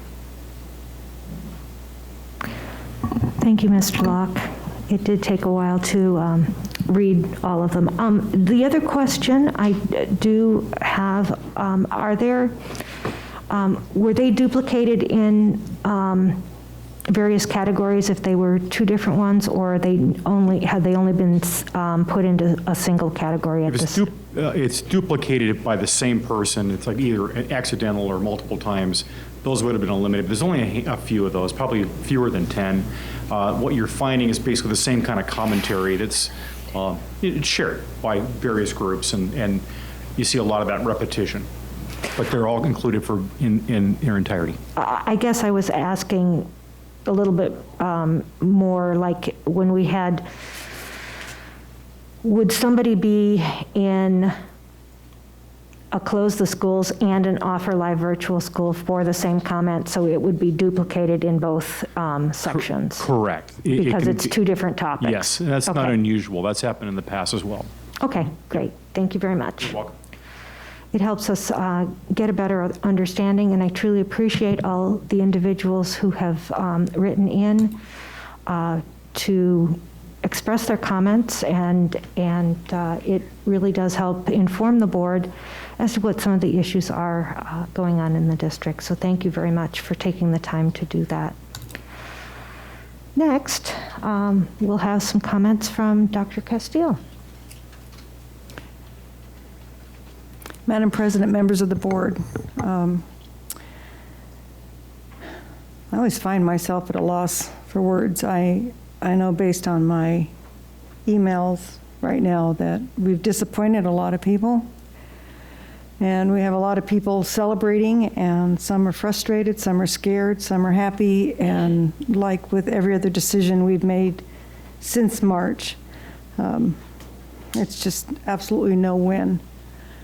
I will tell you from my experience, our 5 board members are well-intentioned. As you can see, we and my cabinet, the administration, the teaching ranks, we don't all agree with each other. There is not consensus. But I know we're all well-intentioned. I'm sorry that we've disappointed some of our staff and families. It's not like we wake up in the morning, anybody up here, and say, well, how can we upset people today? And I'll leave it at that, other than to say, again, I'm sorry we've disappointed some of you. Just to give you an update, we're constantly, people say, you know, you keep changing things. Well, things above us keep changing. And the CDC has come out recently and said children should be in schools, and the head of the CDC, and we get new information. And recently the state health department and ASU contacted us to be part of a pilot to bring a saliva test site here in Chandler School District and prioritize giving our teachers, students priority in terms of scheduling for that saliva test. Also an antigen test, we're looking for 2 locations. We're hoping we can do it at Chandler High and again at our old transportation. We're a drive-through. The antigen, I think it's the quick turnaround test. Again, our staff would be given priority, and there would be no cost. We'll be putting out a communication because we do want to track what's happening in positive cases among our students. There'll be a central place for them to record, to email, and give us information if their student tests positive so that we can collect that data over the holiday. That will be going out to all our families. There's been a lot of discussion about our dashboard, and people believe we're not being transparent. And I think the district sent out a letter on what the process was, and I'm sorry if you think we're being less than transparent. It shared with you we were the first, one of the first, if not the first district to even post it. And because we wanted to eliminate the rumors about what was happening at various schools. We were taught how to do contact tracing, not we. The staff was taught what to do with contact tracing, and that's the rules we have applied. We did expand the dashboard, and we will expand it again. People say, well, I know there's more cases, they're not on the dashboard, you're lying to us. I don't know a time when I've lied to anybody relative to being in this position, but those cases were not known exposures on the campus. We will have another column where any case that is reported to us, even if they have not been and exposed anybody on campus, we will list them in another column. The CDC recently changed the mask mandate, and our executive order that you approved face shields, and those are no longer recommended or approved or at the highest level. We will put out information on how we're going to modify that mask policy to, again, comply with the latest information. And I've said it before, everything keeps changing, and we're trying to adjust accordingly. The quarantine guidelines are changing, and you've read about it in the media, and we'll put out information on that. I've been reading a lot of it based on a couple family members who have acquired COVID. I'm looking at my gentleman friends out here. If you could return in 10 days without, or 10 days is the quarantine without a test, but 7 days with a negative test. So again, we're trying to adjust and making these adjustments in January, which made more sense than making them midweek. And then finally on this portion, I would say that the onset or the light at the end of the tunnel is hopefully brighter with the coming of the vaccines. I believe educators will be moved up in the priority, and maybe in the next few months we'll see some headway in that arena. Just a few more comments, and the needs go on, and our community and staff continue to be very, very generous. The Care Center is planning a December holiday assistance day on Saturday from 9 a.m. until 1. This is a drive-up event at Chandler High School this year. We're partnering with ICANN and Chandler Fire Department to provide gifts for children, infant through 18 years old, to registered families. And we're collecting at the district office, and we'll be delivering contributions. Attended the beautiful dedication to the Carrie Cross White Aquatic Center, and I won't go on because I know some of the board members were there, and certainly heartfelt prayers to our Chandler High student who lost her parents, the Vasquez family, to COVID. The schools will close on December 21st through January 1st, or January 4th, but we will be here at the district office. We will be open. If families need to get in touch with someone, the schools will have their doors locked. Please give us a call, and we can help you track down someone if it's an emergency. Terry Locke will be providing mobile service for pickup donations for the tax credit again in the community. Castile High will be open from 8 to noon as for drive-through for people that want to drop off their tax credit donation, if that's how they choose to do it. They're offering coffee and donuts, and many, many people have taken that opportunity in the past. I'd like to wish everybody a safe and restful and peaceful holiday. And before I close, I have a couple of gifts here for our 2 board members that are leaving, and I can't thank you enough for your years of service, Mr. Evans and Mrs. McGee. It's been an honor and a pleasure to work with you, and I know we haven't always agreed, but you've disagreed with in a respectful and kind and loving manner, and you will be missed. So this is from the governing board and the school district. Don't expect a lot. This is a school district. Thank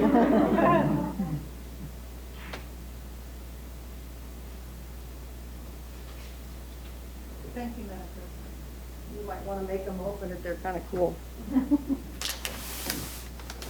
Okay, we'll make you open them.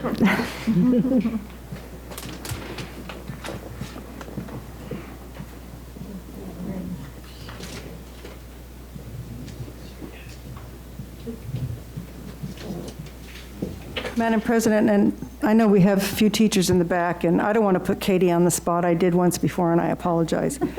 She works up here. Well, she doesn't work up here. She works in the schools, but she's up here part-time, and she's all over this place asking questions and making kind demands. And I know I'd ask the staff, don't blame her, don't kill the messenger, but her insight, her contribution has really been helpful to all of us. Well, thank you, Katie. Merry Christmas. Thank you, Dr. Castile. So are our retiring board members going to open their gifts now or wait until after the meeting?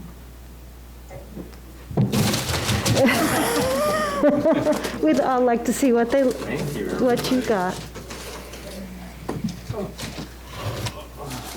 Sorry, that was a pretty boat.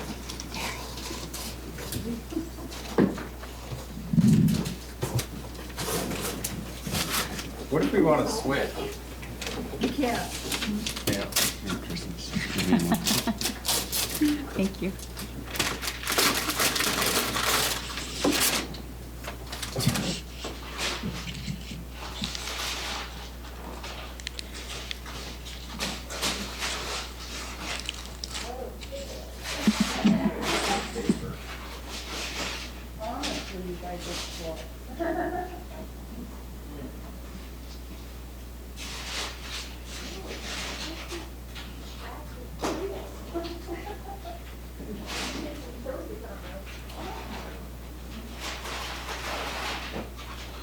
Wow, thank you, everybody.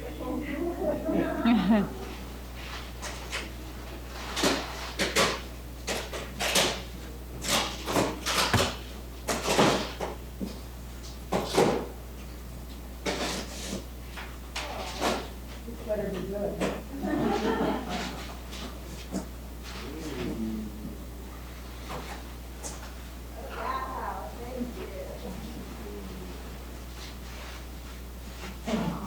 Oh, I thought it said casino on it. Awesome. It has my name and CUSD 2010-2020.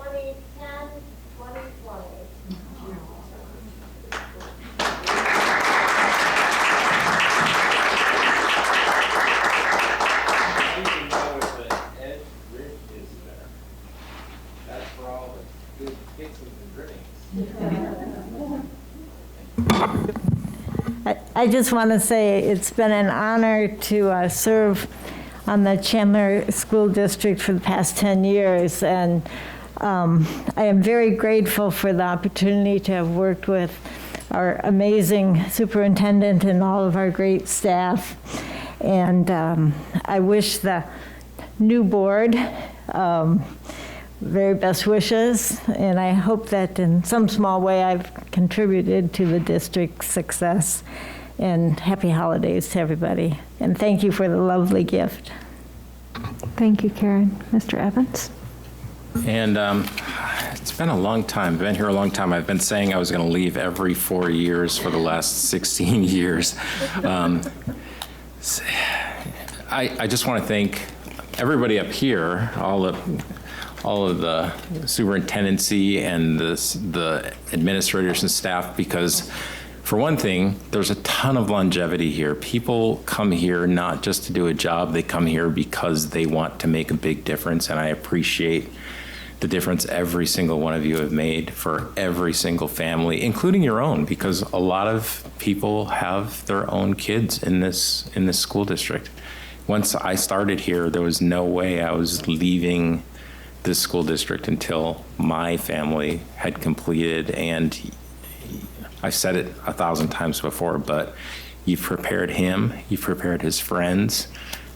Not everybody goes along the same path, but they've been prepared to make choices on the path that they choose, and then they make changes because they can, because you've given them the confidence to do that.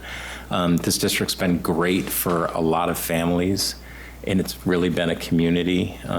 That's what I was talking about before. I hope we can really get back to that. It's really been a tough year, 2, 3, 4 years, and we need to get back to that. And I know you are the right people to do it. I'll be around, probably bugging you with questions and things I want from you rather than offering advice. But thank you so much for what's been an amazing learning opportunity. Because think about it.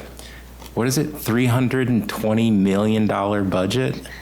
The first time I heard that, I was floored. And we've gone through probably 15 schools. No, more like 25 or 30 schools since I've been on this board. So I've learned a real lot, and just think the best of everybody. So thank you.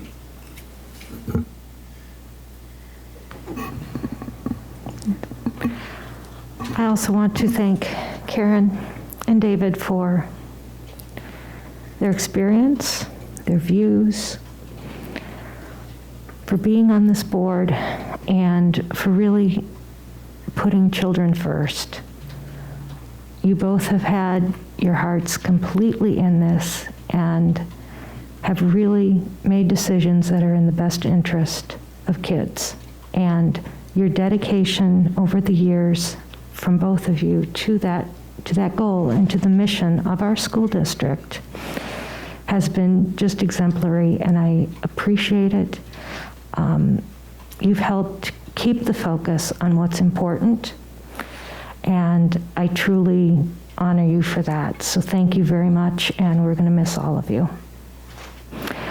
I want to wish the rest of the audience and everyone here a happy holiday season. Please be safe. Thank you.